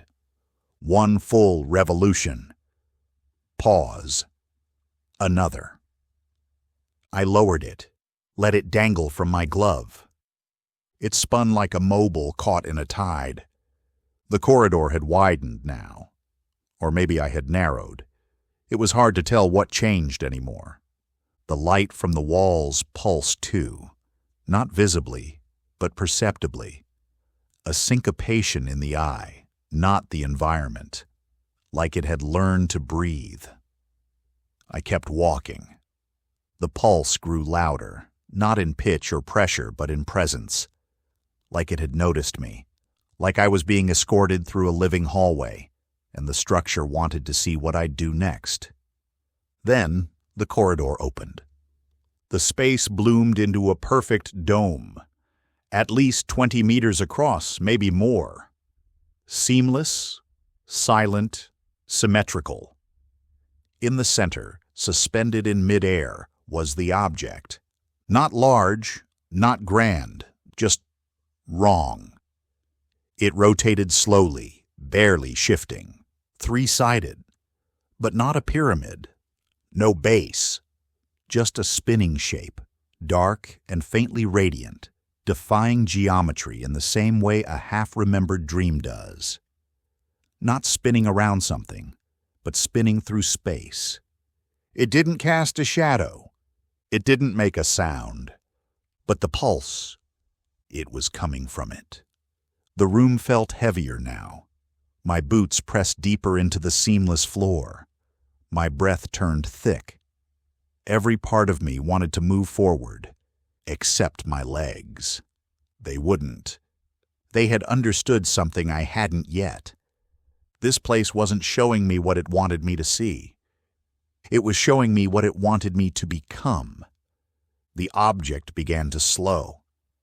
No change in light, no shift in sound, just movement, pausing. Like it had been waiting for me to cross a line I couldn't see. I stepped forward. The air pressed tighter, not hotter, not colder, just more present. Every breath in was like drawing through fabric. Every step made the floor denser, like walking into a current thickening with purpose. At the center of the chamber, the object hovered. Still. Three-sided. Edges folding inward and outward at once. It didn't reflect light. It repelled it. I could see it from every side, even without moving. Somehow.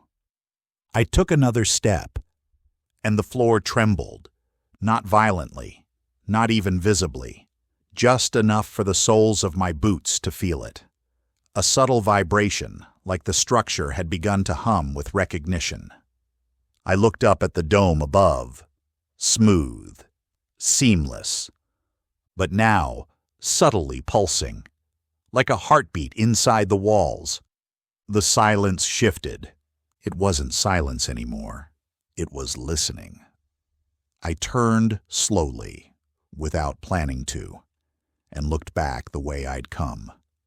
At first I saw nothing, just the corridor, glowing softly in its artificial hush. Then, a shadow moved. Large, not rushing, not looming, just present. Too tall, too still. I didn't hear it. I didn't see a face or a form. Only displacement. Mass that should not have been there. The air recoiled slightly, like the room exhaled. I turned forward again. The object pulsed, just once. And I knew. I wasn't being observed by a machine, not a drone, not a camera. The structure was aware of me, of my presence. And I was no longer the one conducting the exploration. I was the one being received. I stepped over an invisible line, and the world responded. The object in the center of the chamber, the rotating three-sided impossibility, stopped. Not abruptly. It resolved. The spin slowed not from friction, not from gravity or resistance, but from decision. Like it had seen enough. Then, without warning, it came apart. No sound, no flash. Just sudden fragmentation. Pieces lifting from each other, separating with perfect symmetry, not breaking, reassembling. 6 fragments. They hung in the air like petals peeled from an unseen core, rotating independently, then spreading outward until they aligned into a new shape. Something flatter, wider, like a lens folding inside out. I didn't move. The light in the room dimmed, not like bulbs being turned off, but like the glow from the walls was being redirected, pulled inward toward the object. It began to hum again, but higher now, more defined. Less like a pulse, more like speech. Not in any language I knew, not even in sound. Just vibration, directed at me. I felt it in the cartilage of my ribs, in the bones around my eyes. It was as if the structure had dialed into my body's bandwidth and was using it like a tuning fork. I reached for the wall beside me, steadied myself. The surface was smooth, but it shifted beneath my hand, reforming, like putty that recognized the shape of touch. I drew my hand back. The object in the center hovered.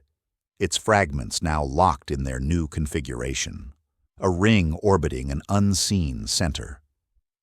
And somehow I knew it had seen me, not just now, not just here, fully, not a visitor, not a trespasser, a data point. I had been read, I had been added, and the system was still deciding what to do with me. I didn't intend to touch the panel. My hand just moved, drawn by some quiet sense, like static before lightning. The surface beneath my glove was soft, almost pliant, but cold. Not icy, clean. The moment my palm made full contact, the structure responded. A pulse, deep but not violent, rippled through the floor beneath me. The glow returned in threads, running beneath the walls like veins lighting up beneath translucent skin. It didn't travel randomly. It followed my hand.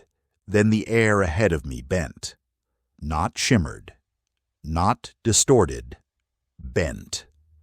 As if the space in front of me had been made of some clear, liquid glass, and something massive behind it was pushing to the surface. The panel released a low tone, not from a speaker, but from everywhere. The air became thick with pressure, and then light, not projected onto the wall, not screen-bound. It formed in space, floating in front of me, a shape, a disk, textured, topographical. Earth. But not the Earth I'd known, not a globe. Flat. A vast circular plain suspended in darkness, bordered by what at first looked like a natural coastline, but quickly sharpened into something more severe. Ice, towering, concentric, enclosing. The continent shapes were wrong, familiar but rearranged, less distorted by projection, more freed from distortion. As if this was how they truly lay, unbent by mathematical maps or political overlays. Above the disk, celestial bodies moved. Not in orbits, in patterns.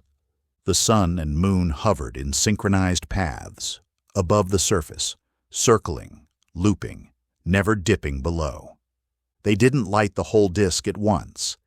Each moved in tight spirals, casting partial illumination like spotlights across a stage. I felt myself step forward, not by choice. The image adjusted, as though tracking my curiosity. The edge of the world, the frozen ring, was mountainous, but wrong. The texture was too regular, layered like a dam, not grown, built. My mouth was dry. I hadn't spoken aloud since I entered, but I whispered one word anyway. What is this?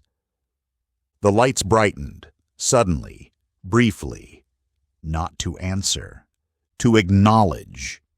The image held, suspended, impossibly stable in mid-air. The Earth I thought I knew, recontextualized. Not conspiracy, not madness, just hidden. And I was being shown not a theory, but a record. The floating Earth image dimmed, then fragmented, like it had exhaled. Each piece stretched and drifted apart, making room for something new. New light bloomed in the air. A city, not in ruins, alive. I staggered backward, instinctively.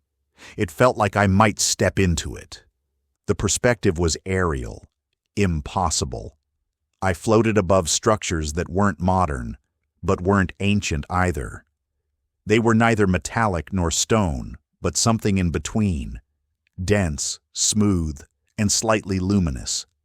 Everything was curved, spiraled, organic, like someone had grown a city rather than built it. No windows, no smoke. No people, not yet. Then, movement. Figures walking among the towers, tall, precise, clothed in long layers that shimmered slightly as they moved. Not robes, not uniforms. The material seemed to respond to light and pressure, shifting color like oil on water. I couldn't make out their faces, just the way they moved. Every step was deliberate, every gesture efficient, like they knew the timeline. The city was bright, too bright. The sky above was wrong, neither day nor night, but something in between. A soft, constant illumination, and no sun in sight. Then came the change. It didn't begin with fire. It began with silence. The people stopped moving. They turned, not to flee, not to panic, but to face something rising on the horizon. A line of light, pure white, horizontal, growing brighter until it filled the entire field of view. Then came the ice, not falling from the sky, not forming from water, spreading, like a wave of cold memory rolling outward from that line, pushing through the city, sealing towers, burying courtyards, freezing motion itself. The people didn't run, they knelt, like they knew it was coming, like they had planned it. The image zoomed out. The city vanished under a sheet of white.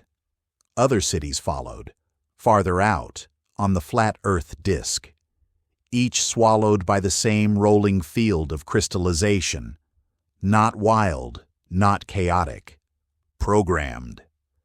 The ice ring expanded, solidified, and when it stopped, it formed the edge I had seen, unbroken, encircling. The world within, frozen, quiet, and sealed from memory. A containment, not of nature, of history. The lights flickered again. The image held, dimmed, and then fractured, pieces rising into the air like ash. And I understood. This wasn't destruction. It was reset. The vision shifted again, not like a transition in a film. No fade, no cut. Just the removal of distance, like the air had thinned between me and the next memory. Figures stood on a pale ridge, facing the buried remains of what had once been cities. 5 of them. Tall, 2, maybe 3 meters. Not monstrous, not alien. Just wrong in scale. Proportions slightly off. Heads too smooth. Limbs too measured. Each moved with the same rhythm, like their steps were governed by the same thought. They didn't speak. They didn't need to. They understood each other in ways language couldn't match. I watched as they walked the border of the newly frozen ring, placing long black rods into the snow, one at a time, exactly spaced, one every 50 steps. Not tools, keys. The rods sank into the surface on their own, disappearing without resistance. Each time one vanished, the air around it shimmered slightly, like the boundary had accepted it. And then, without any sound, without turning their heads, they stopped moving. All 5, as if cued. One of them, second from the left, turned, not slowly, immediately, and faced me, not the room, me. Its head didn't tilt, it didn't gesture, it simply watched. I froze, my breath caught in my throat, not fear, something deeper, something evolutionary. Recognition, not of the figure, of what it meant. This was no projection, this was no loop, this was responsive. The archive knew I was watching. The figure blinked. Once. Not eyelids. A ripple across the head's surface, like a membrane responding to light. And then, the vision shattered. No noise, just absence. The figure's gone, the world gone, only the room remained. And I was alone again, Except I wasn't. The silence that followed wasn't empty. It was saturated. I stood in the center of the chamber, still facing the space where the figure had looked through me, heart pounding without rhythm, hands numb. The spinning object had returned, its fragments now closing in, slowly, carefully, like petals retracting after bloom. No sound, no mechanical clicks, just movement, elegant, final. When the last piece sealed itself into place, the glow in the walls pulsed once, deep blue, then stillness. I turned to leave. Then I heard my voice, not behind me, not echoing, from everywhere. What is this? My own whisper from earlier, played back in perfect detail but stripped of tone, flattened, dissected. What is this? Again, this time slower. The same voice, my voice, but studied, reconstructed. It wasn't playback. It was analysis. I backed away from the object. A thin line appeared on the far wall. Vertical. Clean. It split open with no sound. Not a door, just space parting. Behind it, a hallway, narrow, sloped downward, no light within. Yet I could see inside. Not clearly, just enough to understand. This wasn't an exit. It was an invitation. The object behind me pulsed again, once. The final kind of acknowledgement. The kind given to someone no longer considered a guest, but part of the record. The moment I crossed the threshold, the wall behind me began to close. No noise, no mechanical hiss, just a narrowing of space. By the time I turned around fully, it was gone, seamless, as if no entrance had ever existed. No trace of the chamber behind me, no light leak, no seam, only forward. I didn't panic. Not because I wasn't afraid, of course I was, but because everything in this place demanded stillness. Reacting too fast felt like an insult to whatever intelligence had built it. The corridor ahead sloped deeper. Not sharply, but constantly, like a vein boring beneath skin. I walked. The walls here were smoother than before, not quite metallic, not quite stone. Their color shifted with the rhythm of the light, cool grays, faint blue, silver white, always pulsing. It wasn't ambient lighting, it was cadence. A long, slow inhale, a slower exhale. Not sound, not vibration, just light that behaved like breath. I counted the pulses.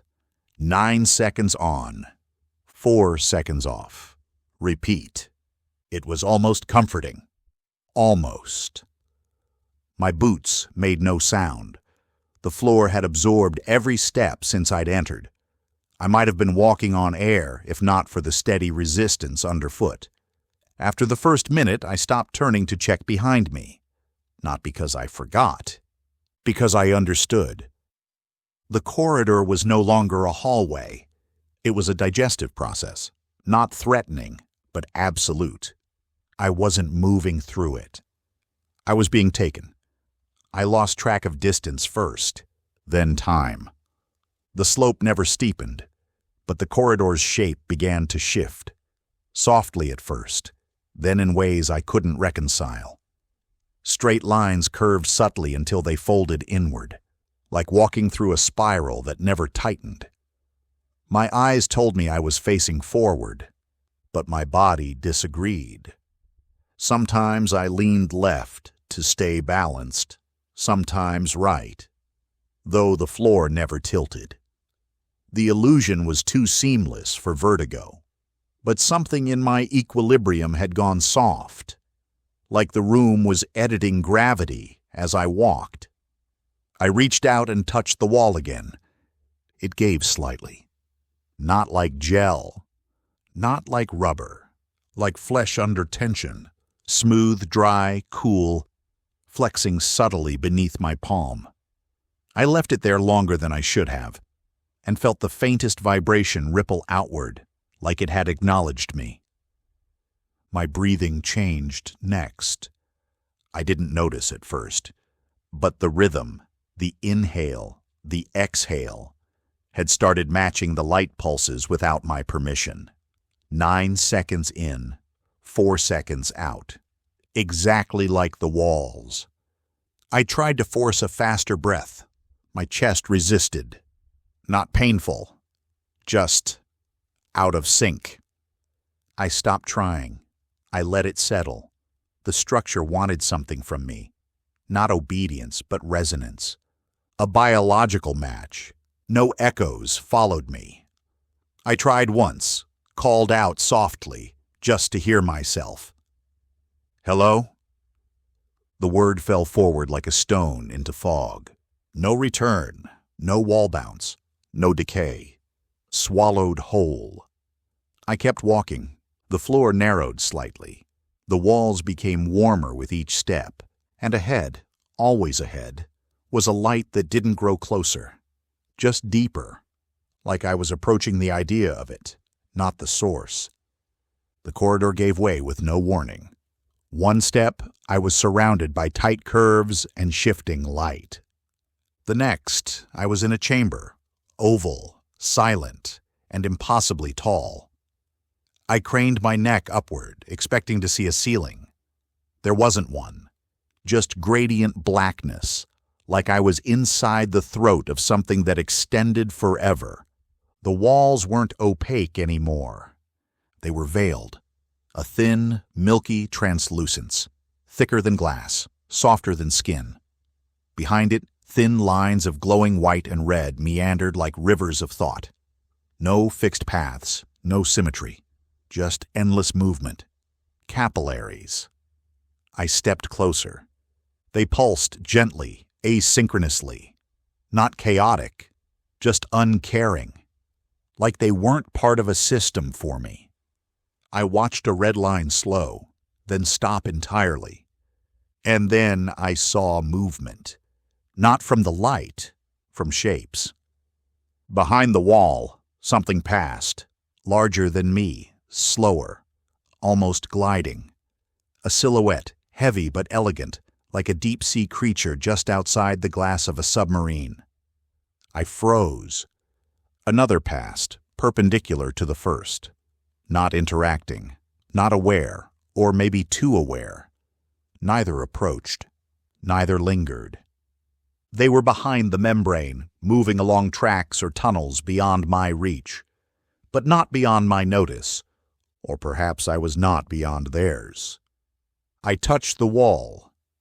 This time, it felt different, less like flesh, more like skin around bone. Hardness beneath softness. The pulse beneath it grew warmer, not hotter, closer, as if I had found one of the structure's arteries.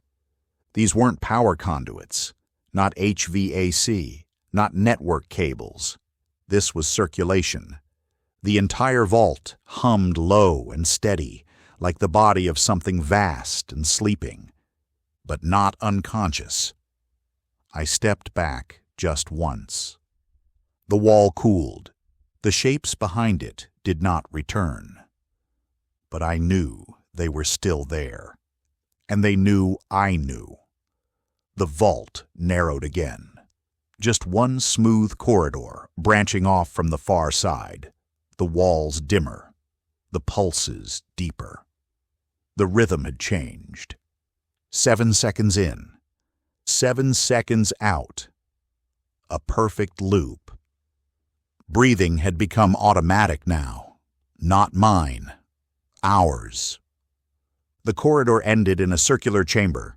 Smaller, low ceiling. No visible tech, no consoles, no throne.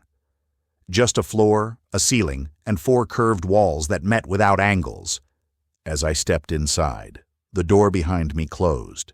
Not dramatically, just a pause, then silence, then the hum.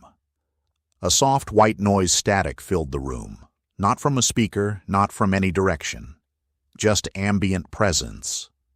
The kind of sound you don't notice until you're inside it, like the hiss of blood in your own ears during stillness. I didn't cover my ears, didn't try to find the source, because the sound was already in me. Then the floor lit up, not with light, with clarity. Every molecule underfoot seemed to align into a field of presence. I could feel it through my boots, into my knees, spine, skull. And then it began.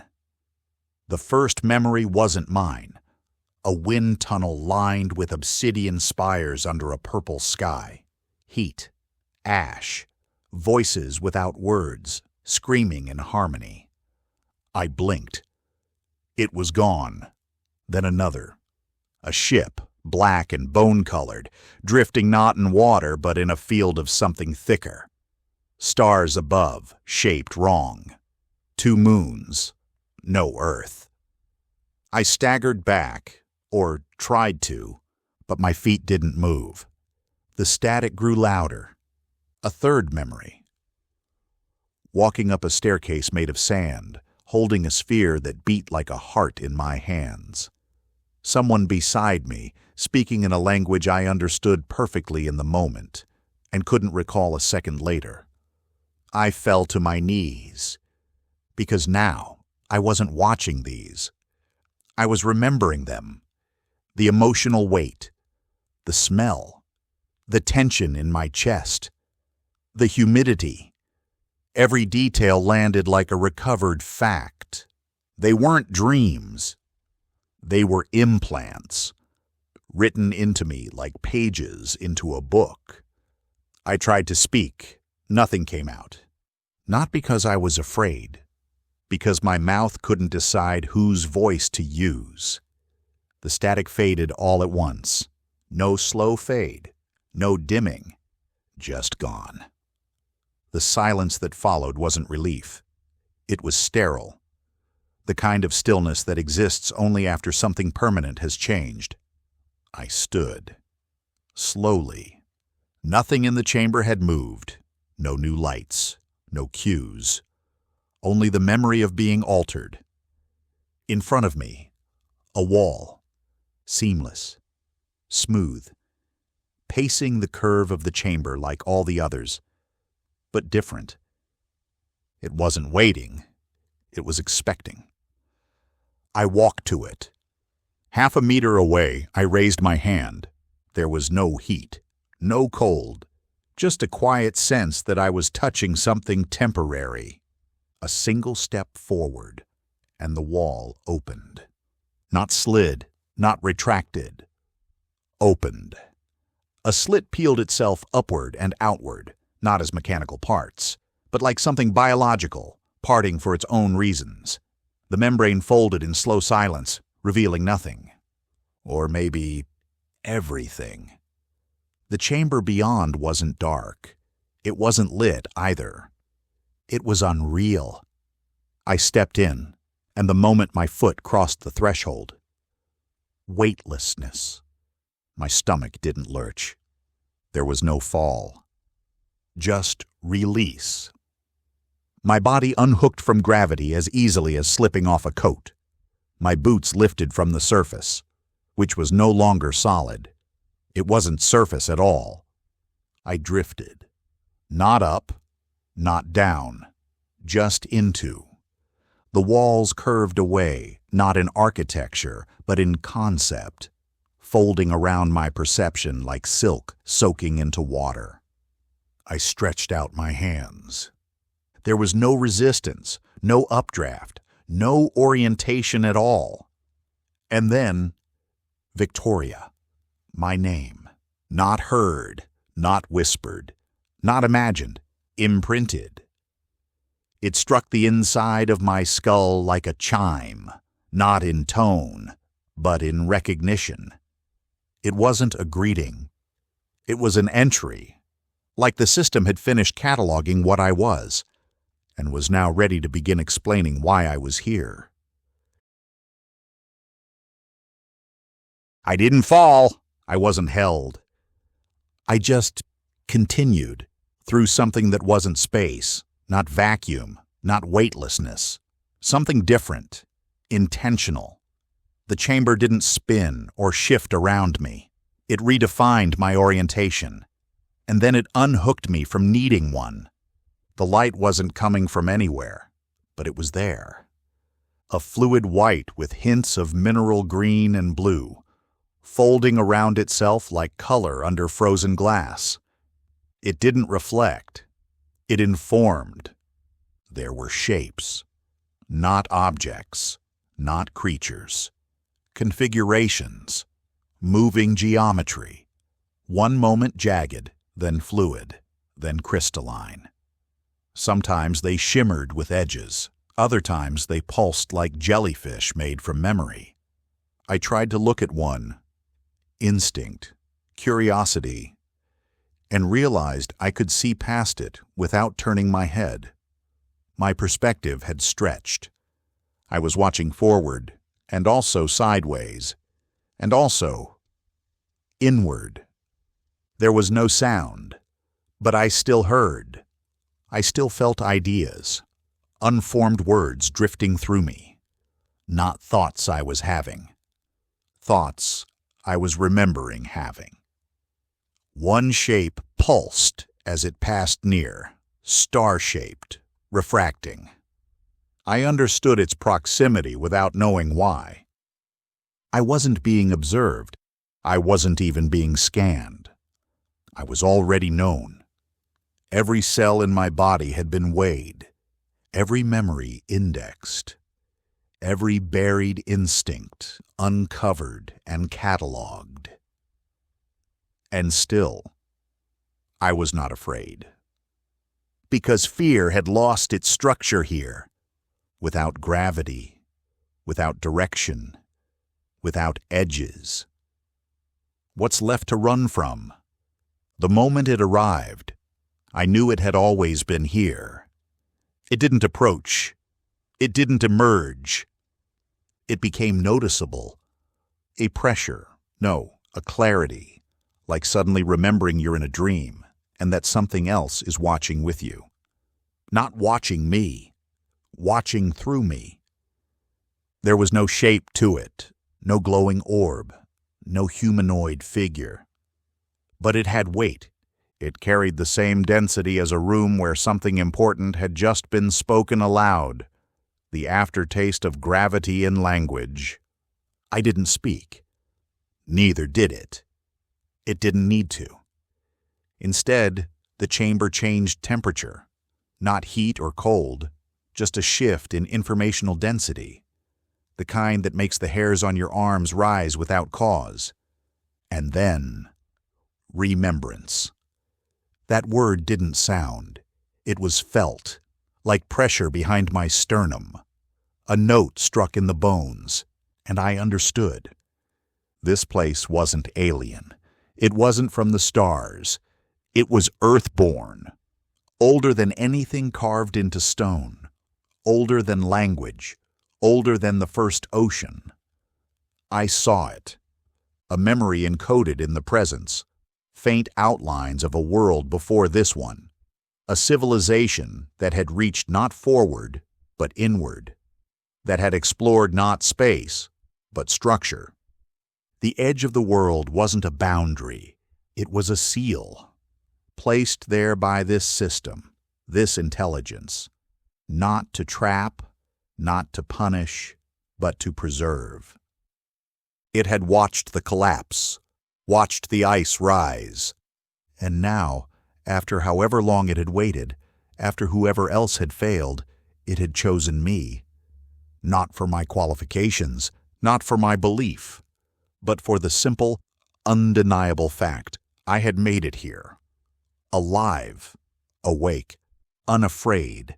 It didn't start with vision. It started with weight. Like my skull had filled with something heavier than thought. Not pain, not pressure, just mass, of memory compacted. I clenched my jaw, reflex, but I wasn't resisting.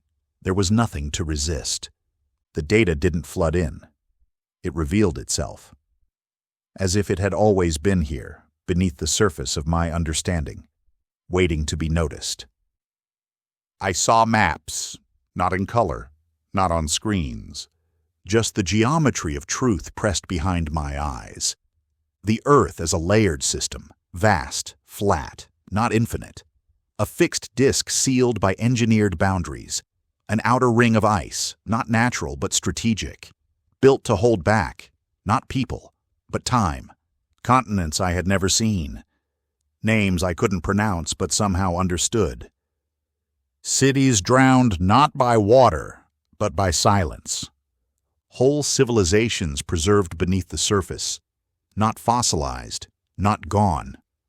Just paused.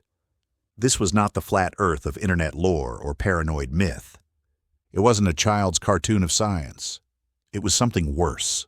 Something accurate, but broken.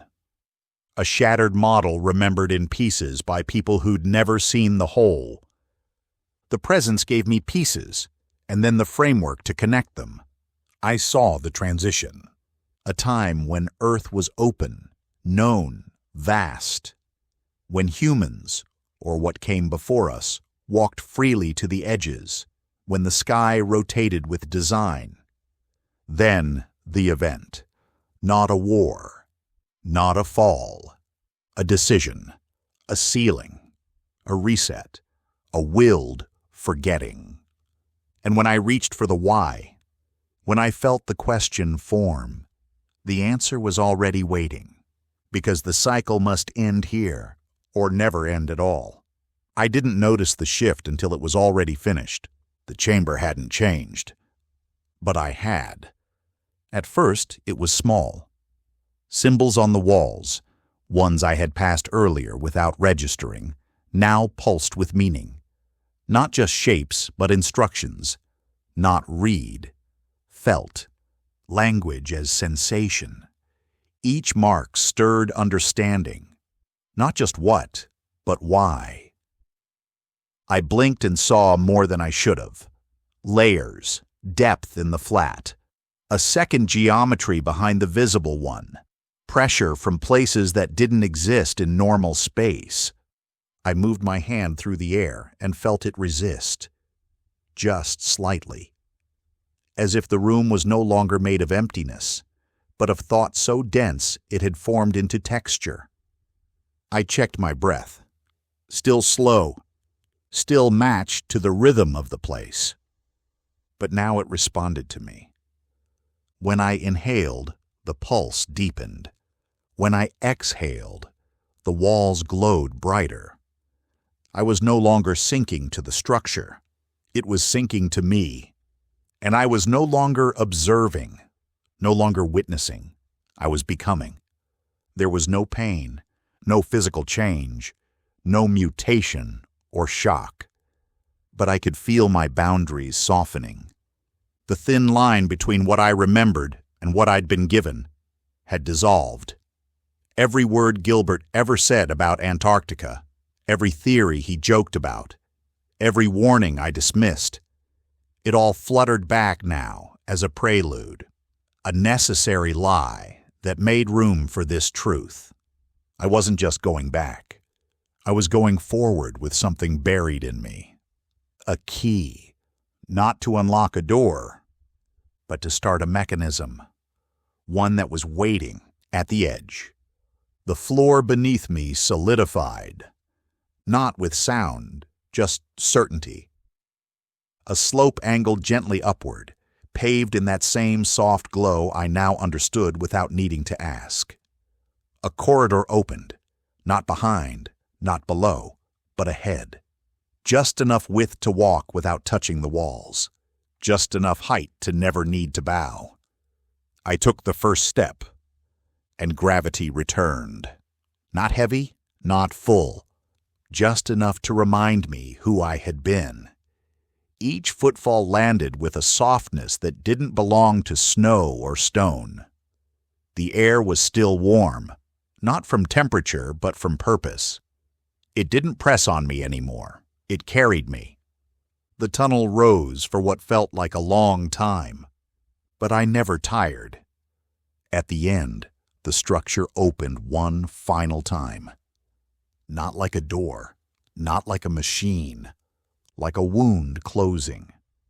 The outside world greeted me with wind, bright, white, Antarctic, and above the horizon, sunlight. The first edge of it, cresting over the rim of the sky like someone had peeled back a curtain on time. I stepped out onto the ice. No blizzard, no storm, just stillness. The snow around the exit was untouched. My footprints the only ones. No birds, no planes, no drones. Just the edge of the world. Quiet again. I turned back once. The wall had sealed behind me. A slope of ice. Featureless. No seam. As if it had never been open at all. I didn't try to mark it. Didn't take a photo. Didn't speak. My notebook was still buried in the tent, wherever that was. It didn't matter anymore. Everything I needed was with me now. Not in my mind. In my body. In the way I breathed. In the way I remembered things no one ever taught me. And when I finally looked at the horizon, at the impossible curve of light bending softly over a flat expanse of white silence, I understood what the presence had meant. This wasn't the end. This was the reset. I didn't go looking for the edge of the world. The world sent me to remember where it ends.